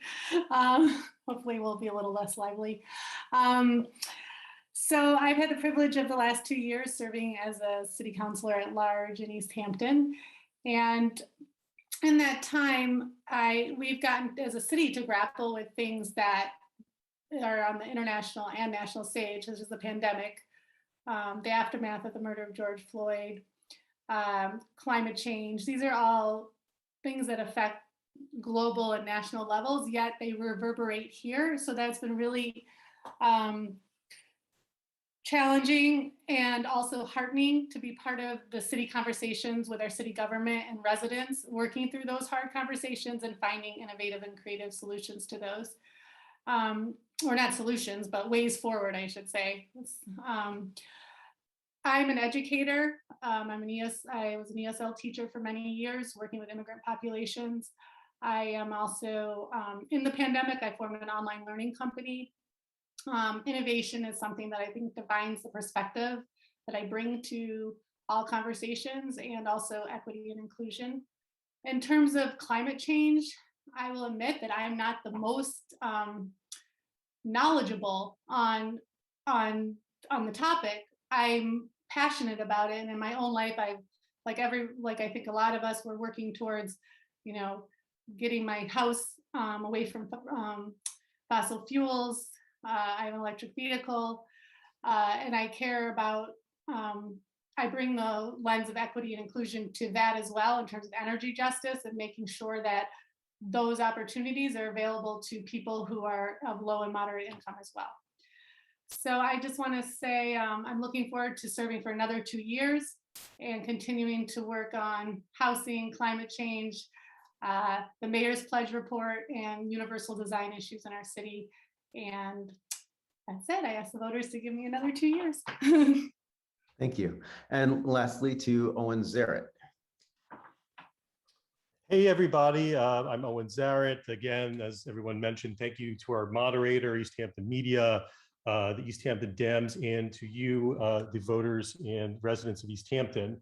My name is Owen Zaret. As I mentioned, I've lived here for 21 years with my spouse and child, a variety of dogs. We're currently down to 1, and our 2 16-and-a-half-year-old cats, one of whom I just had to give their insulin to. Very excited, hopefully, for a 3rd term. I'm a medical professional with 18 years of experience in the region, working in a variety of specialties, currently been practicing in orthopedics for 10 years. I'm also very fortunate to sit on the board of directors of Lathrop Communities, honored as well to work with the Easthampton beautification team, doing citywide cleanups and getting rid of those nip bottles, and have been working for the past few years trying to bring people in to the experience of the Jewish community, holding events such as Hanukkah on the Pond. Most of my main focus on the city council has actually been to try to step outside of city council chambers and to build a platform that calls people into our municipal process. How can we all work together and have meaningful conversations that are collaborative, compassionate, and respectful? In chambers, though, and over the course of my time on the council, I focused on a number of varied issues, including supporting framework for a responsible and growing cannabis community, a number of resolutions around issues such as affordable healthcare, gun violence, and transgender rights, supporting our workers from wage theft. Climate-wise, we worked on opting into the PACE program for allowing commercial businesses to more easily implement energy efficiency, reducing our reliance on single-use plastics, advocating for outdoor space use such as dog park, skate park, disc golf. I helped to co-sponsor our climate crisis resolution, and I'm helping right now with a working group to work on a new solar ordinance. The past 18 months, I've been proud to work in support of our city messaging and supporting our small businesses through the pandemic, as well as providing responsible messaging regarding COVID safety, and please get vaccinated. I'm a big supporter of the arts and local business, trying to perform regular interviews and spotlighting these individuals and entrepreneurs. For my 3rd term, I'm hoping to address mostly environmental issues such as our solar use and fostering pollinator spaces and corridors, as well as addressing some nuts and bolts issues in the city, such as the events that we hold, the framework in which they occur, and how much noise we generate. I'm very interested in this. I'm hoping we can save a lot of those for some of the questions as we go, because there's a lot there. So the next question is a substantive question, and these will be familiar. So what specific vulnerabilities to climate change do you see facing Easthampton, and what steps will you take to address them? And I'll go first to Brad Riley.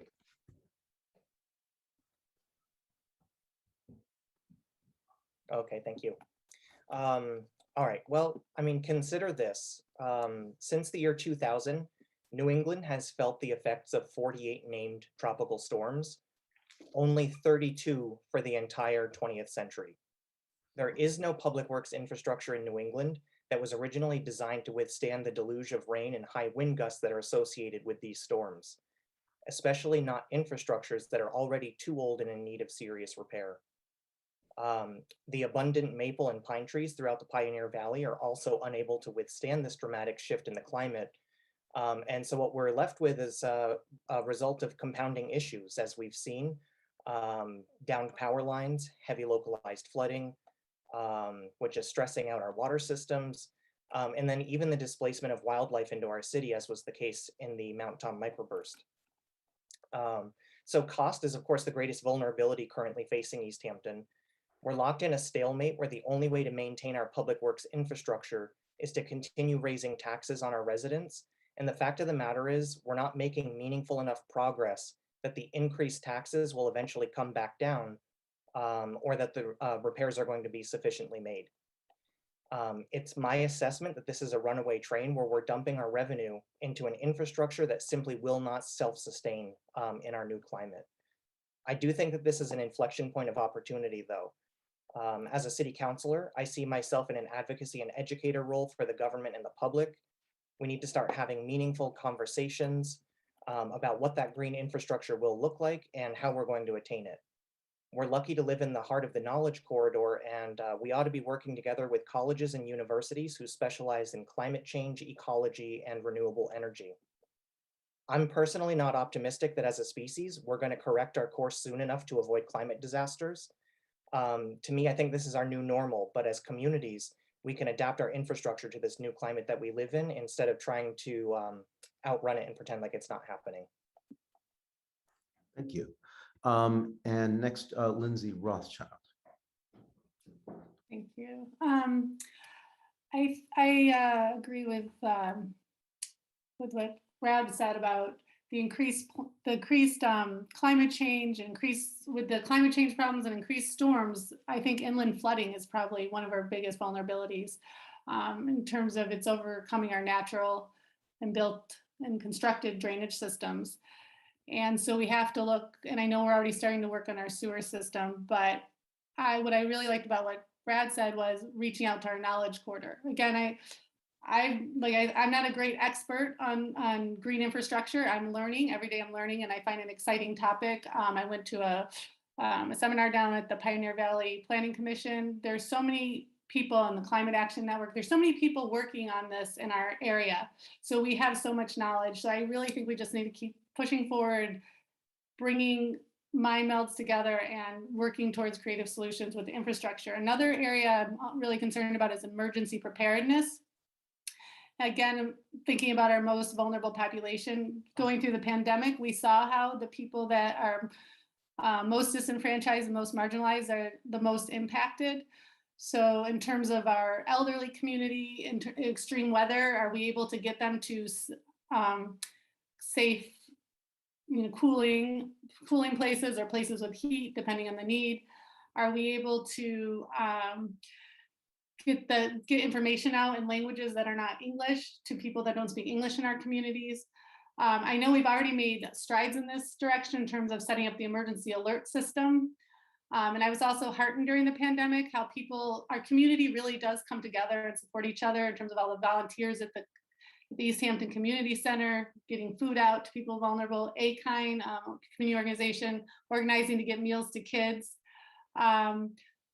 So I think we have the will to help each other here, but we need to have those structures in place and make sure that people aren't forgotten in extreme weather.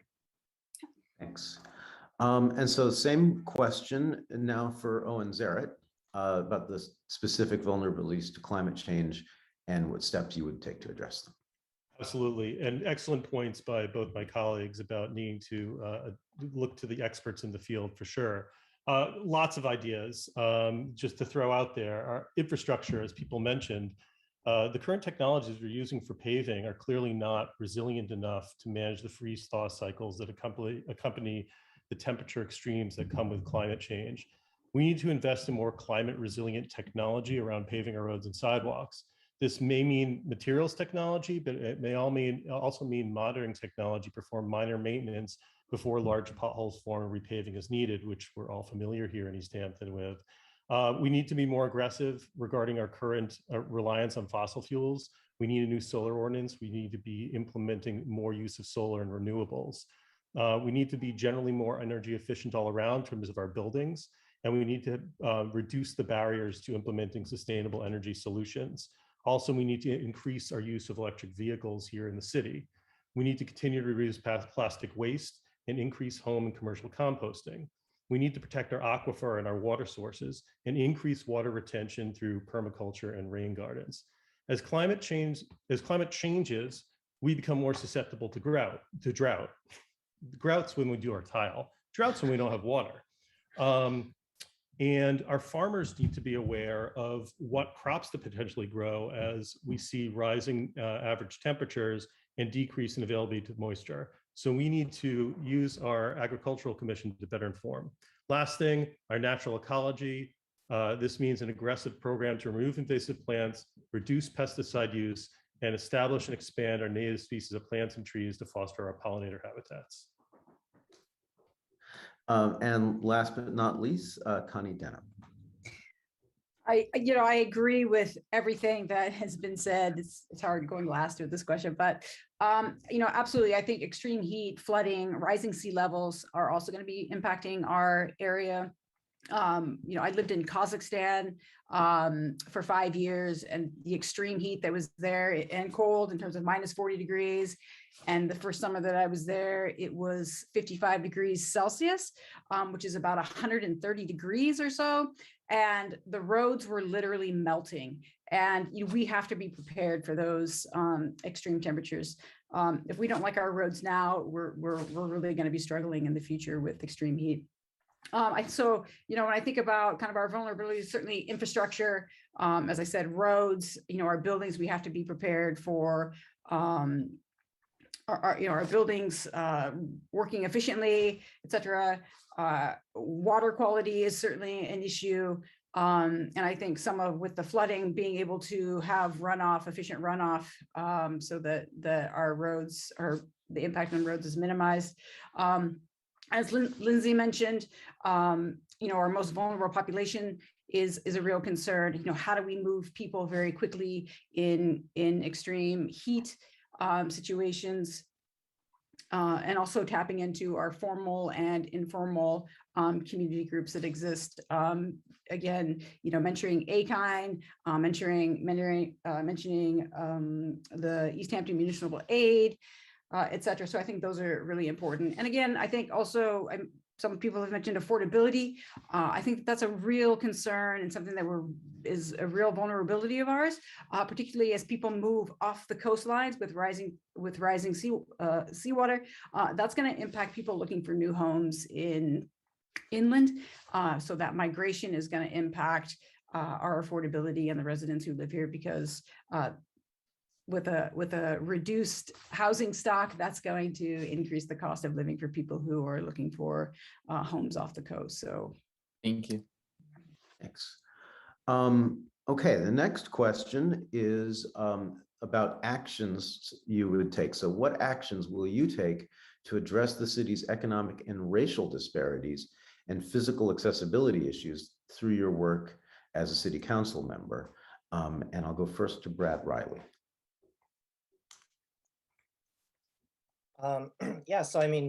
Just last month, I participated in the Undoing Racism workshop that was offered by the People's Institute for Survival and Beyond. In attendance were Councilors Gomez and Kaczynski, educators, members of the Fire and Police Department, and folks from the Community Relations Committee. What I witnessed there was a willingness to learn, to dig into what we know and what we don't know, and to lean into uncomfortable conversations with pretty good success. I do believe that at our heart, we want to do good for our neighbors. We just need to have more education and more collaboration. When it comes to a strategy level, I think the best way forward is a targeted universalism approach to addressing issues of equity in Easthampton. What the foundation of this approach does is it identifies our ultimate goals for all residents, determines the qualitative and quantitative metrics that we need to track, and then we need to start measuring them. The ongoing work from that framework is creating unique targeted strategies for communities in Easthampton. Once we engage in an iterative process with those strategies and our metrics, we can start to effectively steer racial, economic, and accessibility issues towards our ultimate goals. How I see that working, I'd like to engage more with the good people in our community who are already doing this work, specifically Miss Mojica at the Easthampton High School, the Easthampton Healthy Youth Coalition, Chamber of Commerce, and the entirety of City Council. And then lastly, I'd like to encourage the development of a community advisory board that's inclusive of members of all of our committees, since the work of disability advocacy, poverty alleviation, and community development overlaps in most, if not all, of our city boards and committees. I think we have a wealth of talent and intellect within our ranks, and I believe these individuals contain all the capacity that we need to make a concept like targeted universalism strategies work. Thank you. And same question now for Connie Denham.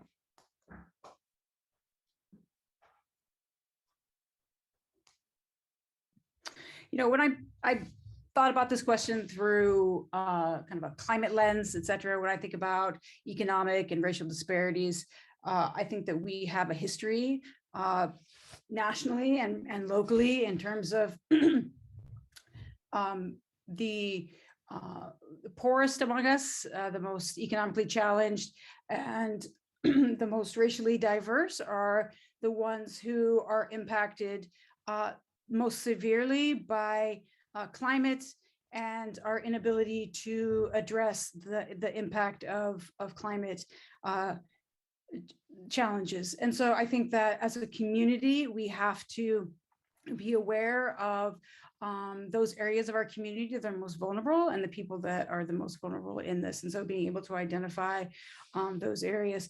And then the other piece, I think, in terms of thinking about accessibility, I live on Bryan Avenue, and I think the Bryan Avenue is quite challenged by our sidewalk. And so being able to have sidewalks that make our community more accessible to the individuals that are in need. And so when I think about climate, et cetera, being able to make sure that those areas of town that are impacted have, you know, appropriate infrastructure to be able to address some of the impact of what is happening with the extreme weather challenges that we're faced. And so as a community, I think we have to think about our history with that.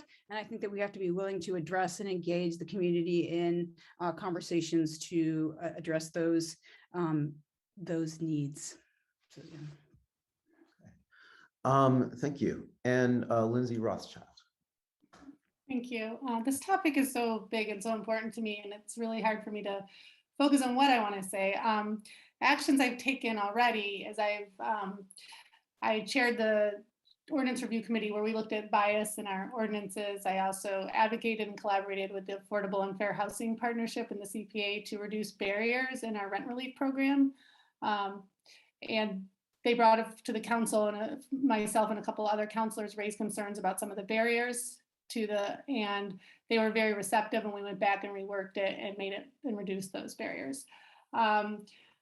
In terms of and I've also was a member of I'm a member of the Public Safety Committee, and we're working through the mayor's pledge report and hearing a lot of testimony from people in our community about how they feel around policing. And those are really hard conversations. One of the things that was really interesting when looking at the ordinances was the snow removal ordinances. We sent it over to the Commission to Disability and asked them to review a bunch of the ordinances. And I was thinking that one might cause problems because it's forcing people to clear snow, and maybe they're elderly or maybe they have a physical disability and that's hard for them.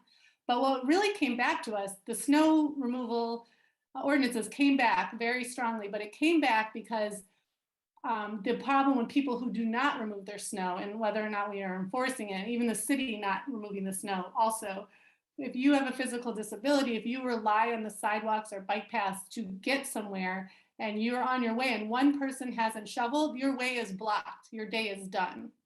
And I really hadn't really considered that. And I realized that's what a lot of things that happen in our city, we don't really consider how someone with a disability might, or somebody who doesn't speak English, or somebody who's whatever, just doesn't feel safe in that space, how they might experience it. So that's why,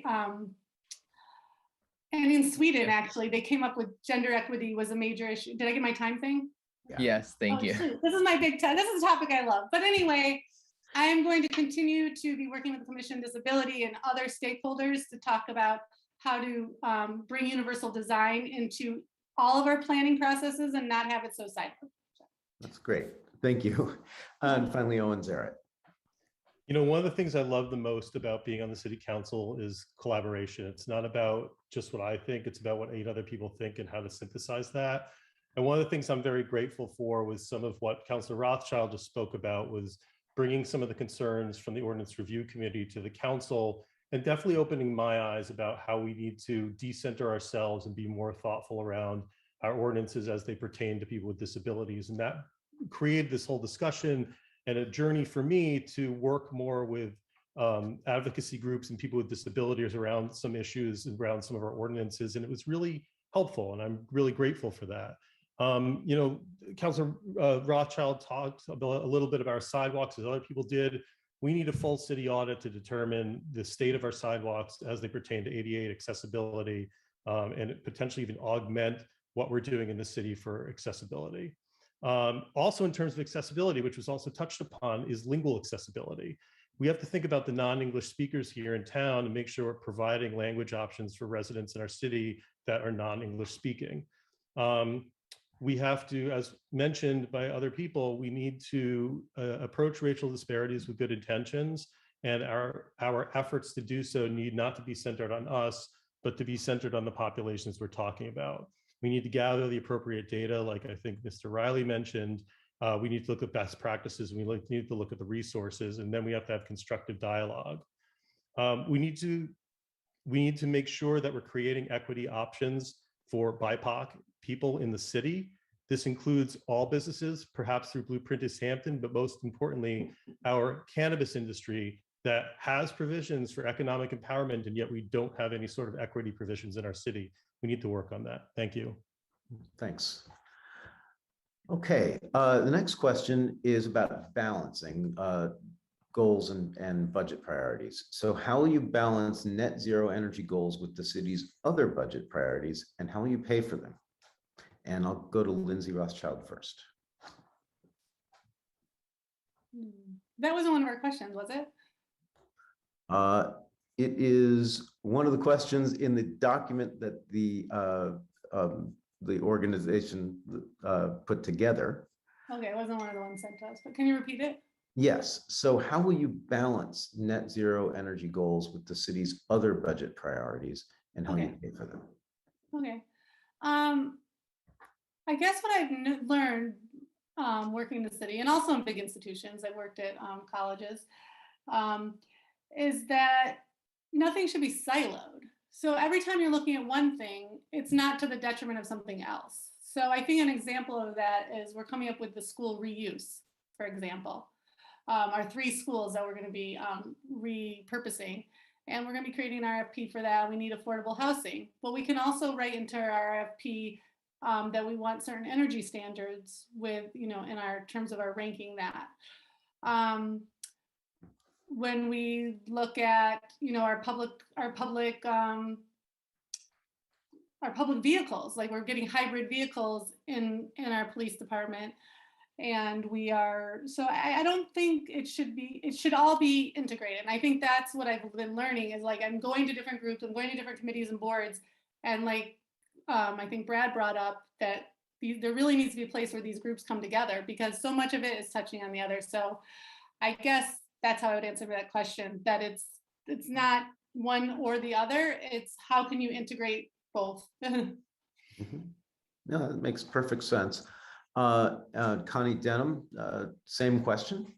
Yeah, I mean, I think it's a very similar answer too, right? I think that we have to look at the long term, what are we trying to achieve, and think about how all of those points intersect and what we can do to budget most efficiently to be able to address kind of our environmental needs. I think that without question, just globally, you know, climate change is the most significant number, and as a community we have to do what we can to be able to bring down our emissions, etc. And so I think for us to be able to plan accordingly so that everything that we do you know, is looking at all of these issues that we're talking about in terms of economic justice, racial justice, you know, environmentally justice, and all of those things intersecting so that we can, you know, address them, as opposed to, you know, this particular this particular department does this particular department does this, et cetera. And I think one of the things that the mayor had talked about yesterday was freeing up opportunities for more of those departments to speak and to talk to one another.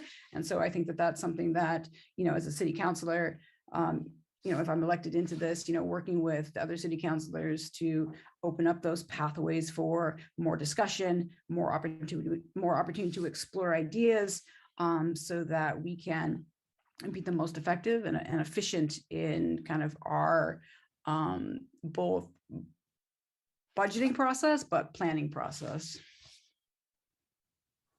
It's great and succinct, and they tie together nicely. Owen Zarrett, the same question. Yeah, I think I would build off what my colleagues just said, is that first of all, we need a plan. And so fortunately in the city, we have an energy advisory committee. I'd probably start off by sitting down with them and trying to set a timeline. What are our long-term energy goals in terms of sustainable energies? And also, what are the overall costs of those? And then pulling in other groups that are going to be involved with making decisions about about environmental sustainability, Conservation Commission, the Agricultural Commission, obviously pulling in the mayor and the treasurer, because they're the ones who are going to allocate these funds to make these determinations. Much like the tie and bond study that we did to look at our water and sewer infrastructure, we probably need a long-term sustainable energy plan as well to look at how we're going to pay for this over a long period of time. And with knowing that and knowing how it will impact the budget, how can we then budget accordingly, or think potentially about using things like appropriations going forward? Maybe we won't have the money, but we need a plan. This goes back to what some of my colleagues are saying, that sometimes we're kind of more like mediators and directors, and we want to rely and lean on the resources available to us in the city and the people who potentially know a lot of what we don't know. But I'd say that we need a plan, and we need to figure out then from there we can kind of work forward. Mm-hmm. And Brad Riley next. Yeah, so I mean, admittedly, I'm going to be totally honest with you all. I'm not your numbers guy. I personally don't know how we can make something like that work. But the good news is about having a city council with 9 members on it, and talented people in the mayor's office, is that we do have numbers people who can help guide that process. I think what I would be interested in looking at is whether or not we could do, broad policy initiatives. Like as an example, in Northampton, Massachusetts, they recently just changed their construction ordinances that any new buildings that are built need to be 100% renewable. I like the idea of that. I'm not the person that can say one way or the other that I think that Easthampton can do something like that. I would say the other option is that we can do, piecemeal policies, wherever we can tack on, energy saving or climate conscious policies, then, I'm interested in doing that too, but that's going to be for me to rely on the folks that are really good at understanding our budget and the math. So sorry, I don't have a better answer for you. That's a fair enough answer. And it rhymes with everybody else's answer too. If you think about it, you're all leaning on expertise and looking to be conveners. And that's, well, it makes it hard for the voters to decide. The next question is, what steps can the city take to support our residents in shifting their energy dependence to renewable sources? So it's a 2-part question. First is, what can the city do to support? And then the second part is, more specifically, do you support using the establishment of a public utility that was established mainly for broadband services to provide electric power as well, either through generation or aggregation? And first we'll go to Owen Zarrett, sorry. My alter ego, Aaron.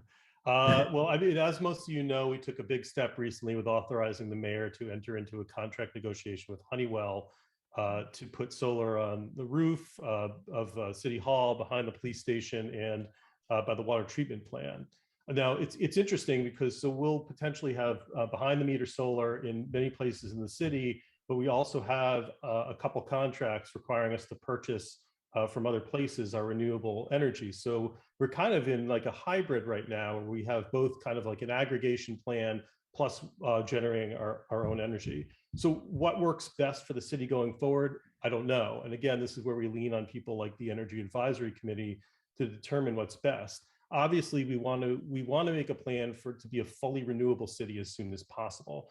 We need to foster as many solar panels throughout the city, even looking to harnessing our waterways for some hydroelectric as well. How we do that, though, is also important. We need to be really careful about how solar affects our green fields. We want to prioritize, obviously, solar energy, but we don't want to cut down forests in order to do that. So we need to be thoughtful about mostly impervious surfaces such as gray field and brown fields, and making it easier for people to put solar on top of buildings and over parking lots. And we also need to be thoughtful about agricultural land. Solar should go there, but how it goes there should also be something that we very carefully think about. You asked about an MLP. I think it's a good idea. I'm not sure exactly how a city our size that works. We should look at how other cities our size have done that, or if there's some sort of regional collaboration working with another town that also has an MLP to either join into some sort of cooperative there. Thank you. That's great. And Lindsay Rothschild, same question. Hello. So for the first part of that question, how the city can support residents, like I'm going to look at this again from an energy justice perspective. I think it's safe to say, and I think the data shows that the early adapters to solar are people that are privileged. And so the people that are able to take advantage of the savings and having clean energy are people that already start from a privileged place. So how can we get like these solar for all programs that are happening? Like what funding is there available? And I don't know the answer to this, but it's something I definitely am going to be looking into, is to help low and middle income people get solar on their roofs. And also how to get them engaged in community solar programs. Because I also understand that less than 50% of US community solar programs have participation from low income communities. So why is that? Because there's not a big buy-in with the community solar, but I think there's a lot in terms of education, a lot of times people do solar because they hear about it from someone else. They have a friend who's had a good experience with it. So it moves through communities. Like I'm about to put solar on my roof, and the experience shared by a friend and shared their provider, like helped me move along that way. I also had some resources to invest. And so that, created, and now I'm going to get the benefits. So I would love to see that, and also how we can share our solar. They told me I can give back to anyone on the grid. So is there a way for us to give easily to neighbors that might be in need? So those are things I would like to look at to get more people using solar, moderate and low income. That also means more roofs are covered too, that we're leaving out right now. That's it. In terms of the municipal light plan, my answer is very similar to Owen's. I would have to lean in to people that know more about that. I don't know enough yet to say whether we should do that. I like the idea, but that's where I'm sitting there. And I want to thank you, Lindsay, for doing my job and clarifying that an MLP is a municipal light plant for those in the audience who don't know the jargon. So thank you very much. And next, we're going to Connie Denham. Yeah, I think when I think about helping the community, I think the first thing we need to do is just education. I think our community needs a lot of education, and what can we do as city councilors as kind of their direct contact with city government to be able to educate them, inform them about the importance of renewable energy, et cetera. So supporting them in whatever way we can do for that. I also think that, some of what has already been mentioned, finding ways for people to access solar energy, for example. I love the idea of municipal solar. We have solar on our house, trying to find ways for folks to be able to, again, like Lindsay said, to share that so that more people are able to access that renewable energy. So I think that that's incredibly important. I also think that I'm not a big fan, I'm going to be very honest with you, of solar fields. I think once our fields are gone, they're gone. And I think that we need to be more intentional about how we think about using those spaces for agricultural needs, et cetera. So, I'm a big supporter of being able to put them on roofs, parking lots, et cetera, municipal buildings, et cetera. And so I think that those things are incredibly important for our community. And in terms of a public utility, I am a big supporter of the common good, and I think the more that we can do to make ourselves energy independent as a community, I think that that helps our residents. And I also think that we have to find more ways of how do I say, keeping things, local and building that local economy. And I think that that is one way that supports that. I muted myself. And so, and then finally, Brad Riley, sorry. Yeah, so I mean, the short answer to that question is yes. I absolutely support establishing publicly owned independent utilities for Easthampton. I think that if we wait for the state or the federal government to shift over to renewable resources or public utilities, we're probably going to be waiting a lot longer than we have left on the ecological clock.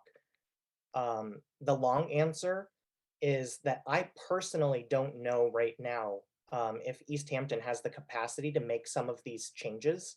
But I haven't taken a full inventory yet, so I don't actually know. To me, the only thing that's worse than waiting on someone else to fix our problems for us is trying to fix them haphazardly and failing. There's too much on the line right now when considering publicly owned utilities, so we have to be really careful in how we do that. Also, one of the biggest issues that I think we have in switching over to a greener economy is that there are naysayers on the fence about renewable energy that we actually have to work with. And if their first experience is a failed energy grid, or say they have solar panels that didn't generate the amount of revenue that was promised, getting them back on board can actually be a lot harder. So, I want to be really careful and strategic about how we navigate this process. I think that our elected leaders need to demonstrate first that they have the political willpower and the political capital to make these kinds of changes successful. But more so, the public in Easthampton needs to show up in greater numbers with informed, level-headed desires to make this work too. If I'm elected, I'll take an inventory of how likely I think that Easthampton can succeed in switching over to public utilities.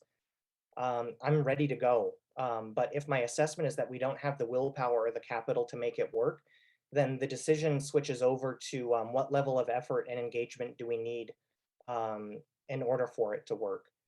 Regardless, it's a multi-year process before anything comes to fruition. Thanks.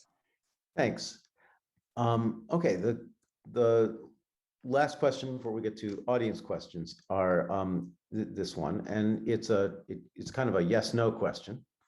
The next generation climate bill requires a municipal opt-in stretch energy code with a net zero buildings provision. Do you think Easthampton should opt into new stretch codes when they're developed? And do you otherwise support a net zero energy use target for new municipal buildings? And I'll go first to Lindsay Rothschild. Yes and yes.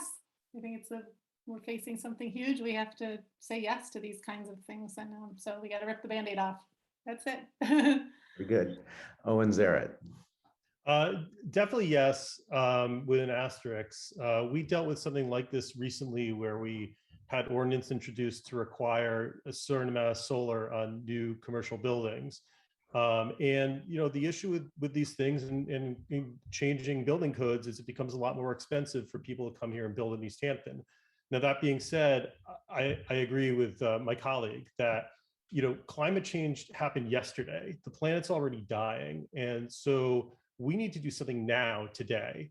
And so if that means that we're going to be a little bit more stringent on the building codes that we use, then so be it.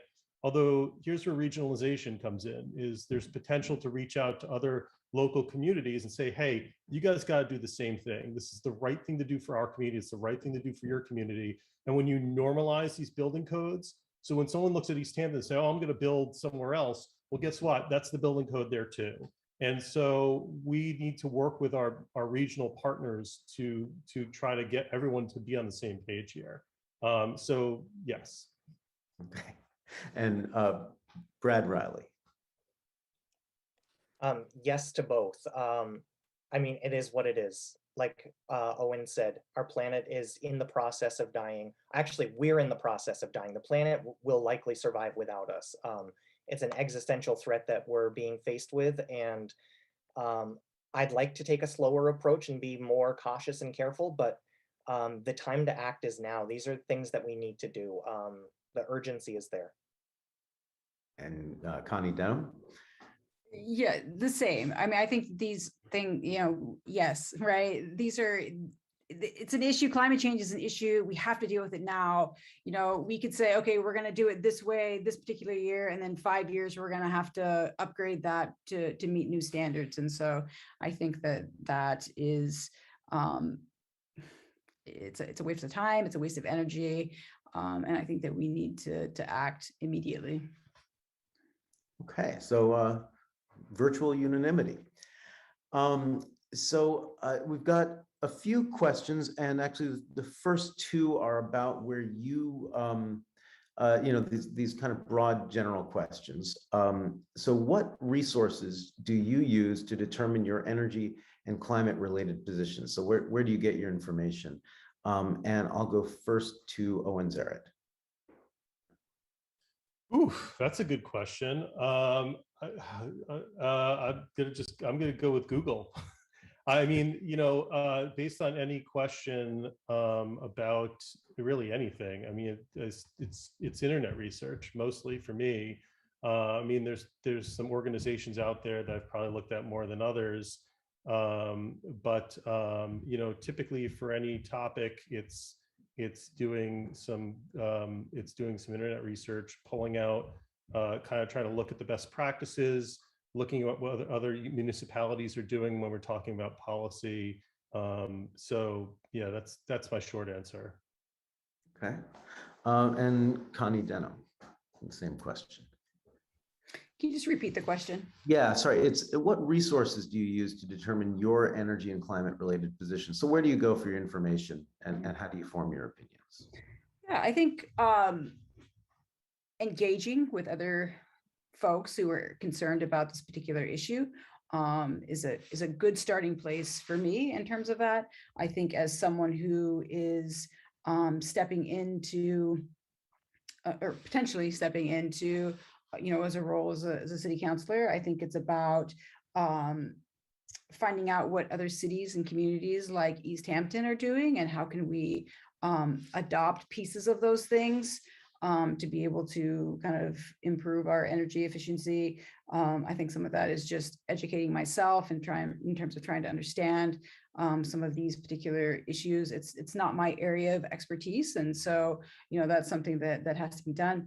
I think that also, again, we are close to universities, right? And we have this knowledge corridor, and so reaching out to institutions to be able to kind of help guide us and engage us also in finding solutions to our particular situation. And so I think those are some of the things that that I look to. And I also think some of it has to do with personal choice, right? So Rebecca and I Rebecca's my partner, we put solar energy on this house. And so, we did our own research to think about kind of what's best for our particular house, talked to a variety of different companies to be able to do that. And so, some of it is just that process, that personal process of trying to understand kind of what's best for this particular house. And then also working with other people to engage in conversations to think about what's best for this particular community.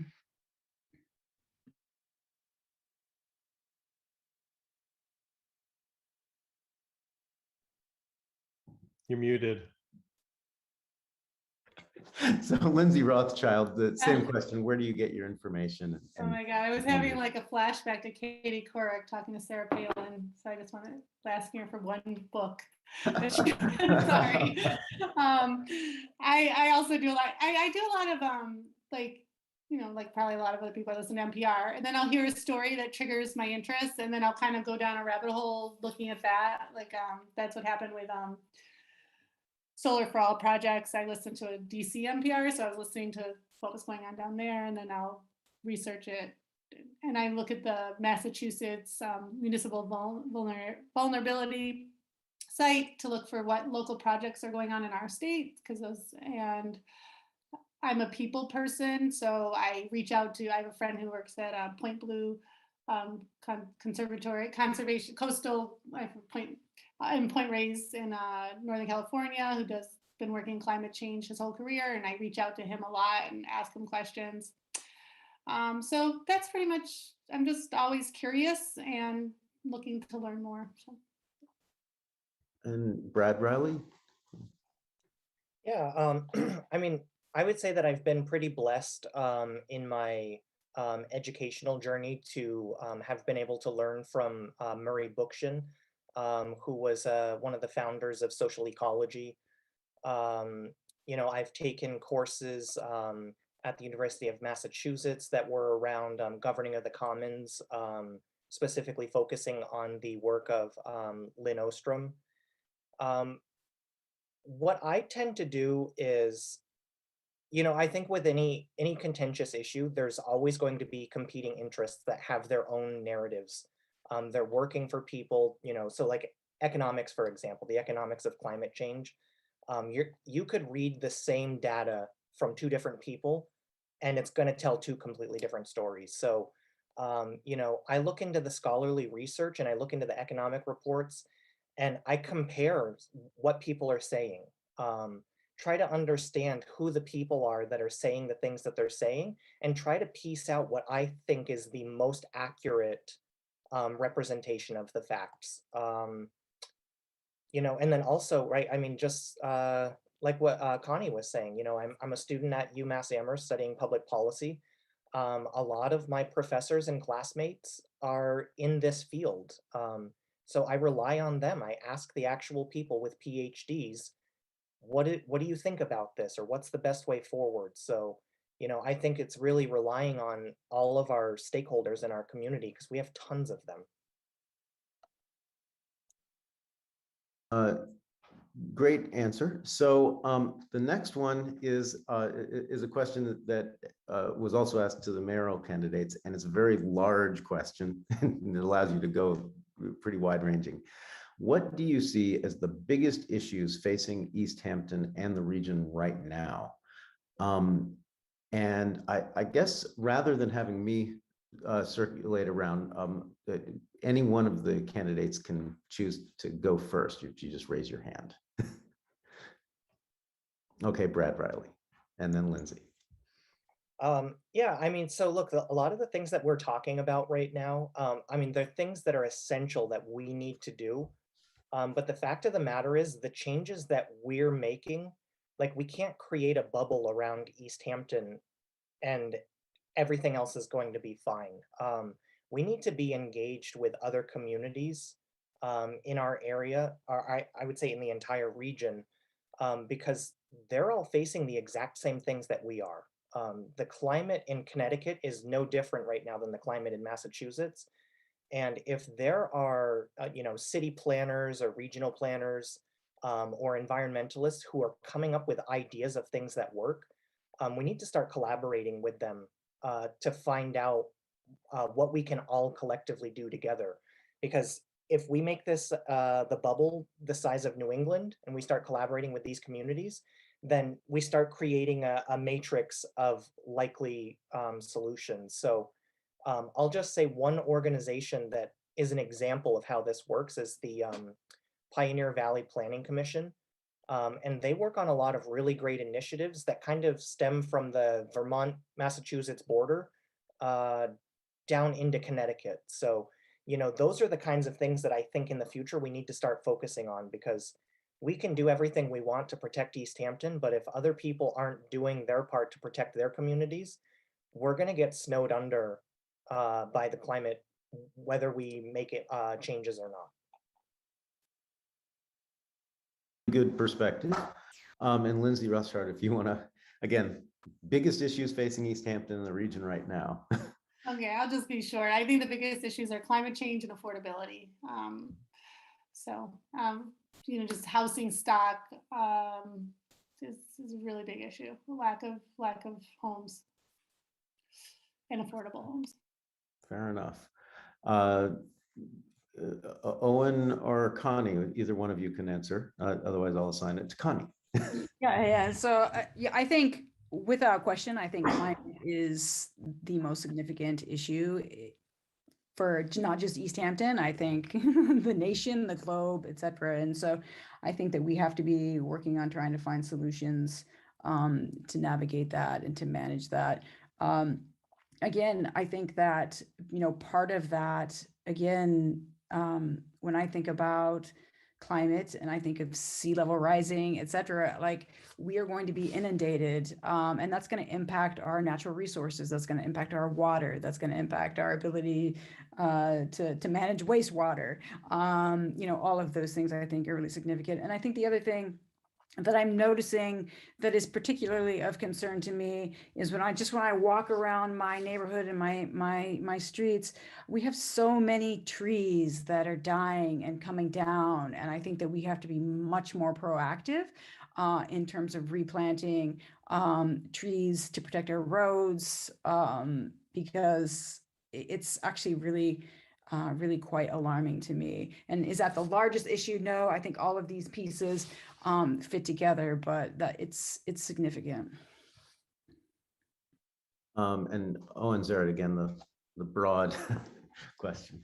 Yeah, I mean, broadly, the reason we're here is because there's a climate crisis. That's why we passed a resolution around this. And then the climate crisis isn't just an ever heating sun that's just affecting Easthampton. It's affecting everyone around us. And as people mentioned, Brad, Lindsay, and Connie, we need regional approaches to figure out how to address this.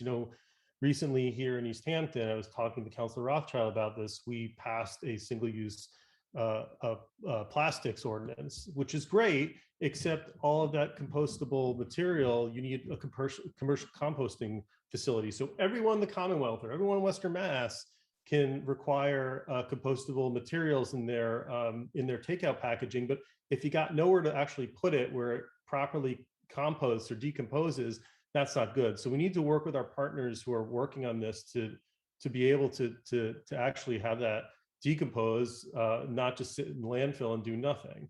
I think Connie brought up a good point. We need to foster our canopy, our oxygen producers, and affordability is killing us. It breaks my heart to see people who have lived here for multiple generations, or younger people who want to move here and they just can't afford it. They get outbid. The overall prices are too high. We're gentrifying the city, which is not going to make us a more diverse place to live. And again, as I touched upon before, and you'll probably hear a lot about this over the next 2 years if I get reelected, is our pollinators. We need to foster natural spaces. Those birds and those insects do so much for us that we're not aware of. We need to foster those environments, expand those environments, and really be thoughtful about that. So thank you. That's great. So now to kind of the key question that I is your chance to differentiate yourselves. And in fact, you've agreed on a whole lot during this conversation. So the next big question is, what do you think distinguishes you from the other at-large candidates in this race? And who are you endorsing for mayor? And I'll go to Connie Denham first.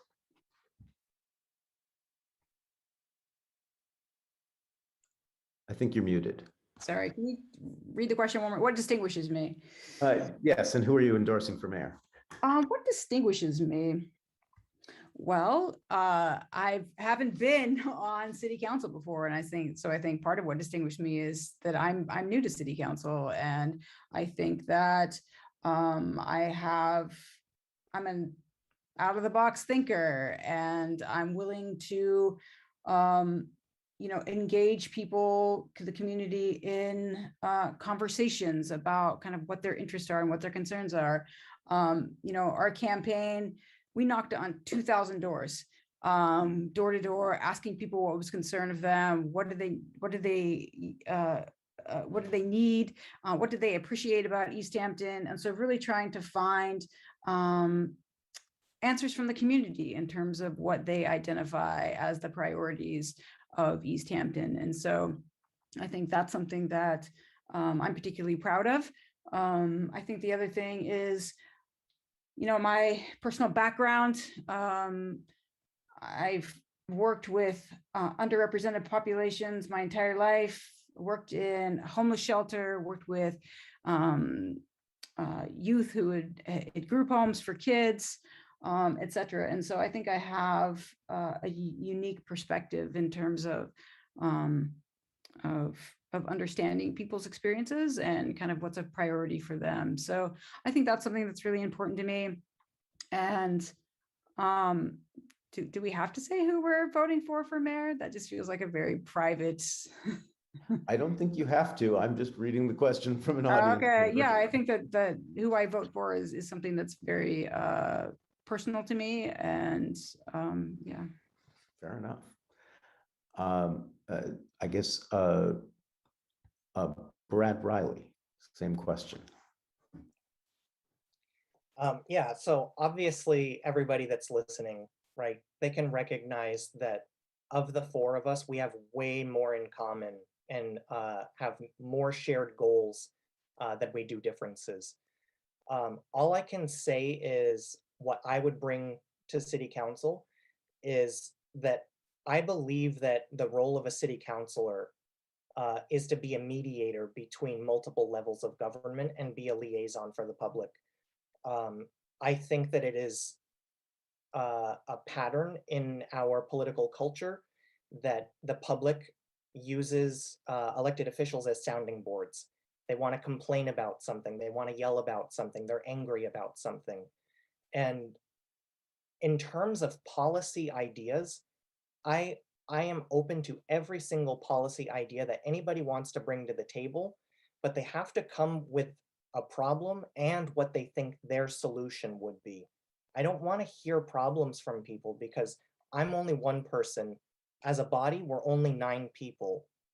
The amount of things that could go on in a city is too much for one person to understand everything. So if you feel so compelled about something that has impacted you, I think that somewhere deep within that person, there's a solution to a problem. I want people to be more engaged. And then I also want to advocate for policies at the state level. We should be talking to representatives and senators and even the governor if we need to. Lastly, I have no problem saying who I'm going to vote for mayor. There is only one clear choice, and that's Nicole LaChapelle. I support everything that she has done.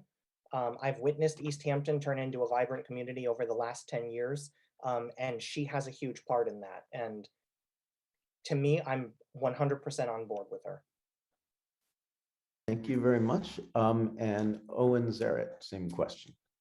Oof, that's a tough question. I mean, the obvious answer is that my name, what distinguishes me is my name fits in well with the zip code, and that's 01027. Beyond that, I think it's pretty well known that I'm very out there. I don't mean in terms of like my mind, although that might be the case, but just I tend to get out into the community a lot, and that's not, I'm not saying that as a detriment to my other colleagues, but I tend to, like I spoke about earlier, participate in a lot of things outside of chambers. I do interviews with local businesses, I do business spotlights, but without kind of focusing necessarily on what distinguishes me, I think what I would want to say is that we're all individuals. We all obviously have distinguishing features. That's what makes us each a smaller piece of a bigger solution in terms of why we're a multi-member body and why there's 9 of us working towards common goals. And I think the distinguishing factors between each of us is what makes sometimes the sum greater than the equal of its parts. In terms of who I'm voting for mayor, I think Mayor LaChapelle's done a wonderful job. I started my career on city council at the same time that she was elected mayor. I actually volunteered for her campaign for a couple weeks. I agree that who I vote for is private, but I will say that there's been tremendous transformation of the city under Mayor LaChapelle's tenure so far. Thank you. Thanks. And Lindsay Rothschild. Well, I'm a woman, so there's that. I'm just in terms of differentiating myself. We need more women in on the city council. I also my background is I grew up in downtown Detroit. I grew up as a in a predominantly African American community. My first teachers were African American. The principal, my doctor, the OB who delivered me. So I grew up in a context that is unique, and I now feel very a lot of gratitude towards my parents to put me in Detroit Public Schools and to raise me in a community where I gained the skills of being around communities and people that are different than myself. When I learned Black history, I didn't learn it from an I learned it from people telling me the history of their own people, and that was a great opportunity for me.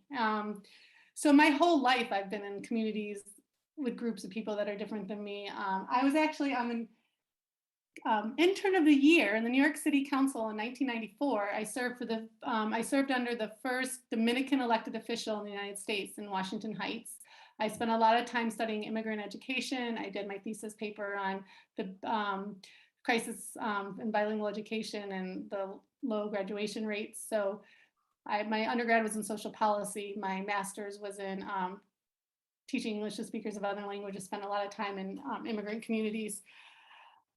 I feel like I'm really good at networking and bringing groups together, seeing connections and innovative solutions. Like I said, I started a business in the pandemic. I actually started two. So I think that I'm a doer, I'm positive, I'm inclusive, and I bring a unique lens. Beautiful. So the next question, and it appears to be the last question, is in some ways kind of specific, and in some ways seems almost existential for the city in a certain way. So it says, I have noticed as a teen walking through town past so many dispensaries that it's difficult to feel safe in my surroundings. For example, the bike path behind Eastworks no longer feels safe for me to travel even during the day. Can you comment on the issue of dispensaries in areas that minors access? And I guess I'll go first to Owen Zaret. Yeah, that's a great question. And, we talked about this a lot when we were implementing a policy around cannabis in terms of what the actual potential dangers and harm to youth is when we were discussing things like buffers and historical data from other states. One of the things I did with some of my time during the pandemic was to get a graduate certificate in cannabis regulatory affairs from Clark University. And so from a safety perspective, I don't think there is a safety issue. I talked to our police department a lot about this.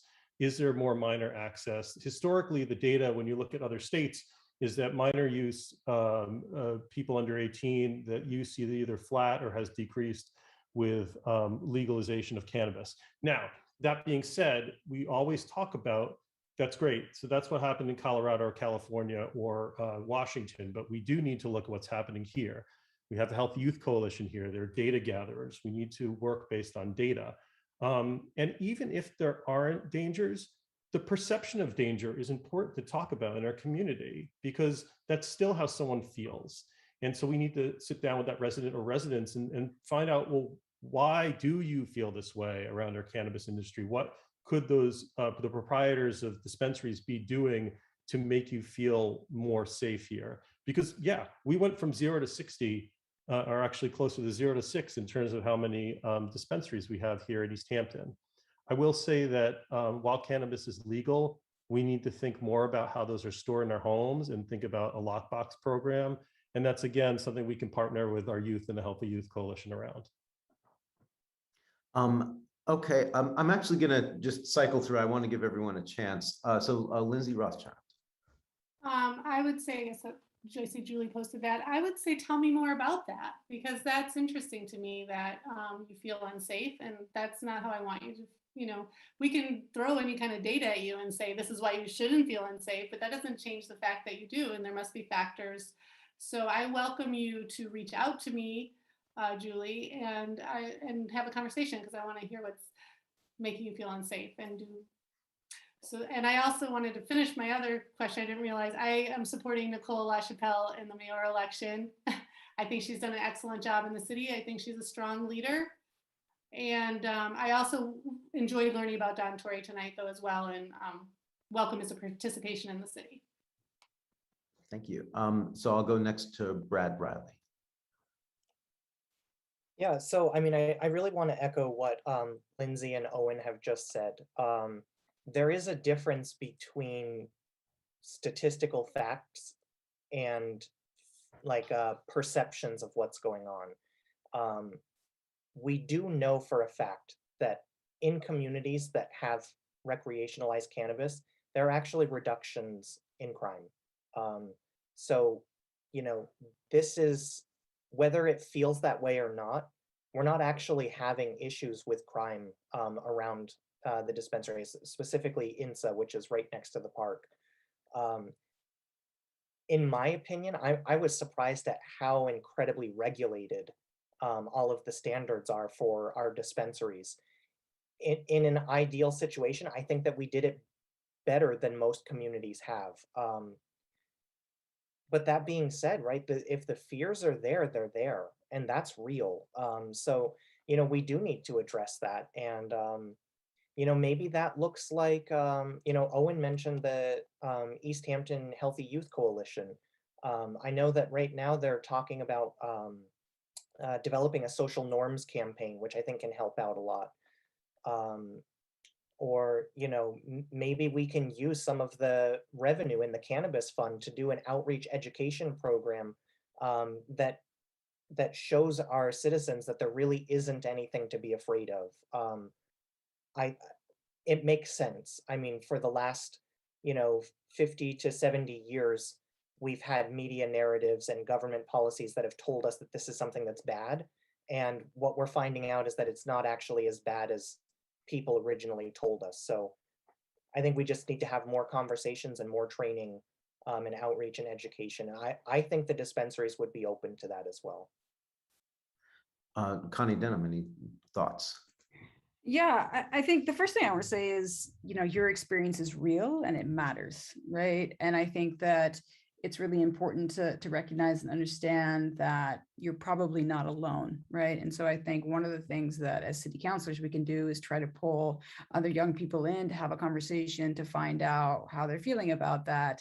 You know, like what was said, you know, you can throw statistics and you can think there's expectations or that this shouldn't be bad, but there are people do have anxieties around things that they're seeing, et cetera. And so I think that we have to, you know, find ways of addressing that. And I think that some of those, again, some of those pieces through the educational pieces of destigmatization of cannabis, et cetera, I think are all a part of that piece. But the most important piece is that you're concerned, and we have a responsibility to find out if there's other people who have a similar concern and what we can do to make you feel safer in your community. Thank you so much. And with that, I want to really thank all 4 candidates for a thoughtful and decent and I think sensitive and caring discussion about your city. And before I hand it off to Steve Linsky, I really want to thank Evan LeBeau and Paige Dolinsky and Easthampton Media for making this function. Well, a big thank you, Ben. We appreciate you coming over and joining us this evening. And again, thanks, of course, to Connie and to Jen, particularly to Evan and to Paige for being behind the scenes here and making this go.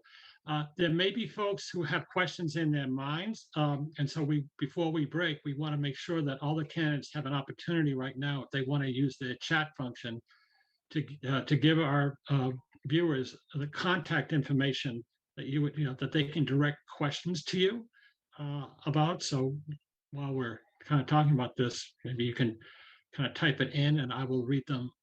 I will read them out loud if I see any. Okay. For Owen Zaret, Owen goes by Owen4, that's not the number 4, as FOR Easthampton@gmail.com. For Connie Denham, another 4, Denham4 Easthampton@gmail.com. And Brad has, I guess he has a Facebook site, www.facebook.com/MR public policy. Also, I think Bradley at commonkind.life. Is that correct, Brad? And Lindsay, did you put one up here? If you did, Love mine, Steve. I did. It was before a comment. Oh, it was before. You about wanted to the say it Facebook since group. you're on? Go ahead. Just tell folks directly. Go ahead. Oh, it's just L Rothschild at easthamptonmad.gov, or you could put Lindsay Rothschild 01027 at Gmail. Okay, great. Thank you again for a wonderful program, and hopefully it was enlightening to some folks. A reminder that early voting is still in effect, and you can go down, place your ballot, place your ballot right at City Hall tomorrow or on Tuesday. You can go to the high school. All the precincts are voting at the high school on Tuesday, the candidates here for City Council are 2-year terms. And so while that hasn't changed, the mayor's race, the mayor is now a 4-year term and the first time we've used ranked choice voting. So it's an exciting time, a good time to vote. So please take that opportunity.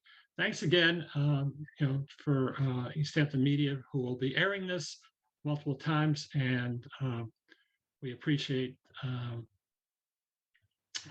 your attendance. Thank you. Thank you, everybody.